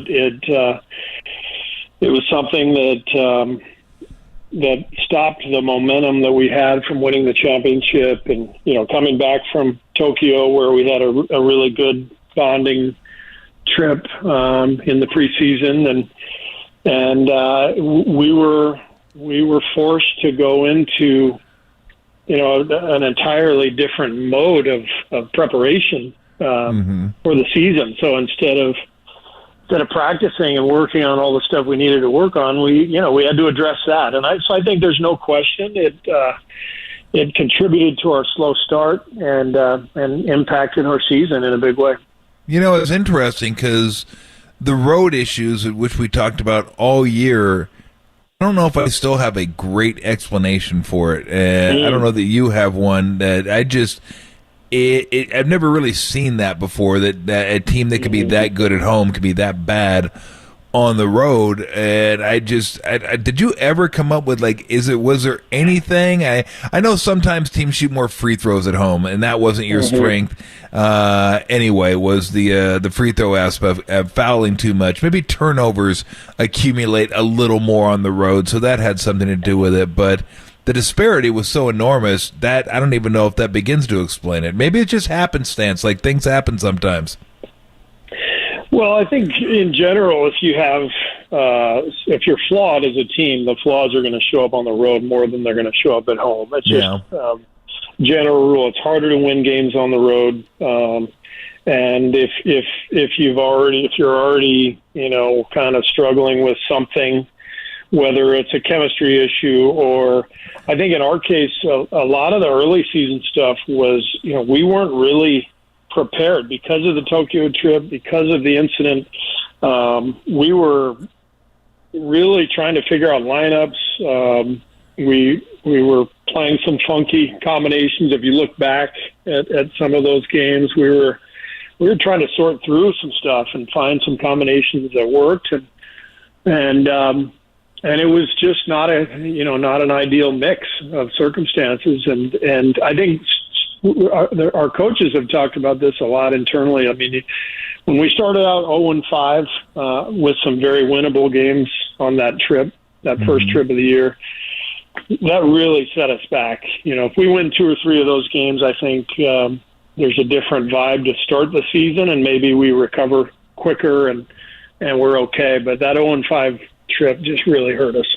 Yeah. Let me ask you, because this is something we talked about over the course of the last couple of years, the whole 2 timeline thing that didn't work out as well as everybody had hoped. It made sense to me kind of at the beginning how these guys would start declining than they would be, but these guys haven't really declined. So that kind of threw a wrench into it right away, right? And then you have young guys who are usually on bad teams when you get drafted that high, so it's how many minutes can you eat? Well, take them all because you're going to let you go out there and learn, and they didn't have that luxury here because it's about winning here, and you can't just give a guy minutes that didn't earn them, and you can't let him play through a bunch of mistakes all year long because that's going to set you back too. How difficult has that been, trying to mesh the vets with the really young guys that are, let's be honest, when you're young, you want to prove you belong in the league and you want to go out there and play and show what you can do, but that's not really what that team needs right now. Yeah. I mean, if you think about the circumstances, it's so strange. I mean, we missed the playoffs 2 years in a row. And Klay had not 1, but 2 potentially, career-ending injuries. And so you look at, those 2 drafts, and we're looking at it like, well, we haven't even been in the playoffs. Let's shoot for the moon. And so you go with really high ceiling guys, and then all of a sudden you turn around and you get Klay back and you get Steph back, and Draymond's playing at a high level, and you win the championship. It's like, wait a second, we just missed the playoffs 2 years in a row. So I think it was a really difficult navigation organizationally to sort through all this stuff. And then the other factor is in especially in 2023, it's everybody's in such a rush for everything to happen. It's so hard to develop young guys organically and slowly when there's so much media attention on everything. And so, it's really tough on our young guys to be asked every single day, about all that stuff, when reality is this is a pretty good situation to learn and grow. But again, in modern life, it's there's not much of a chance to breathe, and it puts a lot of pressure on everybody. Yeah, I'm guessing most young guys in NBA wouldn't do well in the minors. It's funny you say that, because I know you're only half kidding, but that's actually what I think should happen in the NBA. Given the age of most of these guys coming in, we really should have a system like Major League Baseball where you get drafted, you sign, you maybe get a big signing bonus, and then you go to the G League for 2 years, just like baseball players need 1,000 at bats or whatever it is before they're ready to hit big league pitching. It's the exact same concept, only in the NBA we throw them out there and they're on the payroll at a huge number, and it's I think we need to shift our thinking in terms of how the league is operating. Yeah. Talking to Steve Kerr, head coach of the Warriors, on the UMA guest line. I know we're still sort of new. It's interesting you brought that up about the minor league thing. We're still sort of young in the era of G League players entering the draft. And we're going to see one in a couple of weeks here. That kid Scoot, he's with the Ignite. What's his name, Tom? Scoot, I'm I'm blanking on his name. Scoot Henderson. There you go. But have you noticed that at all, Steve? I mean, you guys have sent guys down. Jordan Poole's one that comes to mind for me, where the what was it, the half-second rule for him, where he would make a decision instantly. Like he went down there and developed some good habits, and I think we've seen that over the last couple of years with role players for you guys. Have you seen that across the league with other talent? Is there a big enough pool now to say that league is a developmental league, is improving the quality of play for some of these guys at the NBA level? I just know that when we send guys to Santa Cruz for an extended period of time, they come back much better. You know, in the G League, you really only play 2 games a week, and you have 4 or 5 great practices.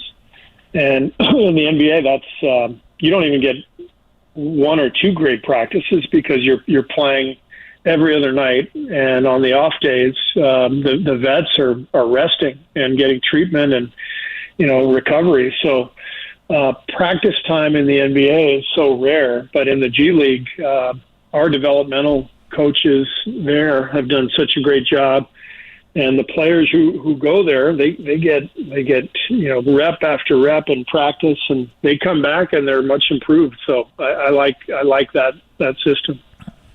I'm just, and look, Bob's going to make his decision when Bob makes his decision, but tell everybody why that relationship has worked so well between you and him over the years. Well, I think there's such a level of trust between Bob and the players on the team. He's been here 12 years, basically. The entire time that Draymond and Klay have been here, and maybe one less year than Steph, but he knows those guys so well. So for me to be able to rely on Bob having conversations with those guys and other players, it's really important. It's they need a different perspective. They get tired of my voice. They hear my voice every single day. So when Bob can come in and really talk with those guys who he has strong relationships with, it just serves such a great purpose for us organizationally and for those players individually, and it helps me. So between that and then think about how that manifests itself in every way, whether it's this summer's contract negotiation with Draymond or Klay. If Bob's part of that, it's just going to go smoother. And middle of the season, if a guy's struggling, if Bob can really give him some good words, then that can help a guy get out of the slump. And then you throw in everything else. I mean, just communication in every direction with ownership, with management, with coaches, with players. I mean, Bob is the best at that, and that's one of the reasons he's so good at his job. Yeah, I said his humanity is what separates him from other GMs who are just all about the team and all about the sport and not much else. That's not who he is. That's not who he's never defined himself by being a GM or a president of basketball ops for the Warriors. So I've always thought that his level of humanity kind of separates him from most people in that job. Yeah, I agree. He just got a great perspective on life, and it makes a huge difference when the players feel that humanity and that empathy. Yeah. How did you feel coming out of I know you're going to say like crap, but I wanted to know, after it kind of settled down after the Lakers series, did you look at that series and say this was, like, I know some coaches, and I know I'm sure you beat yourself up enough, you always do, but did you feel like we did about what we could do against these guys, and we did the right stuff, the players did the right stuff, the matchup wasn't great, and they were just a better team? Did you feel that way, or were you still kind of like, God, if we'd have done this, we would have been so much better off, or if we could have done that, would have been better off? Yeah. Well, I do feel like the better team won. I thought the Lakers just overpowered us over the 6 games, and particularly in that last game, they had sort of, they countered everything that we had done, and then they just relied on their size and physicality and kind of overwhelmed us. Having said that, I thought the series was really decided in games 1 and 4. Yeah. down the stretch, I think both games were tied in the final minute or, final couple minutes, or maybe we had a 1-point lead or they had a 1-point lead. And they executed and we didn't. But I think that is usually how these playoff series work. Like last year against Memphis in the same round, we won in 6, but we closed the close games in that series. And I think the better team generally closes better. So, even though I'm kicking myself for a couple decisions I made, down the stretch of games 1 and 4, at the same time, it's like, all right, this is kind of probably what we deserved. They were better than us. We didn't exactly earn, the right to win that series with our performance during the regular season. And we got to get better, and that's what this summer and next year is all about. Well, it's been fun doing it all year. We always enjoy the conversation, and I'm sure maybe we'll do it during the off season at some point. But it kind of ended on a downer, so I figured you'd appreciate just two sound bites from us that I know you like. So go ahead, Tim. Dr. Junk. There you go. You combined my two favorite sounds. I love it. Yes, we did. All right, Stevie, we will talk to you soon, my friend, and thanks for everything. All right, thanks, fellas. I've really enjoyed it all year long. Thanks, Steve. Thanks, Steve. I appreciate it. Bavakwa. I think we got to get everybody ready for Giants baseball, don't we? That was it. Yeah, we're out. Dr. Junk is back, baby. All right. Thank you. We got 90 seconds. We could thank everybody. We could thank Steve Kerr. We could thank Ray Ratto. We can thank. Get a soup du jour if we want. We got 90 seconds. We could thank Tim Kawakami. And we could thank Michael Conforto. Yes, we could. Yeah. Dang. I don't like that wasn't bad. Thank you, Derek. Thank you, Tim. Appreciate it. Now we do have time. Do we have time for one sound soiree just for 60 seconds or? Yeah, we got 60 seconds. This is okay. Just there's your sound soiree. Skip Do we have one sound? Okay, give us your best sound. Give us your best piece of sound, Tim. Come on, something good. Make us laugh. I'm going to backslide all over your face. Like a clown? When you put it in your mouth, do you want to swallow it or spit it That's it. There you go. That's all we needed. Mic drop on Ratto. I'll beat Tom's ass when he comes back. There you go. Hey? We could just have a minute of Ray, and then we just sit back and go, that's good. Your minute of Zen, your minute of Ray. Here's your minute of Ray. Time to get you ready. Excuse me? For the Phillies and Suck the what? Giants right here on the Sports Leader. Take it away, Dirk. Oh, my God.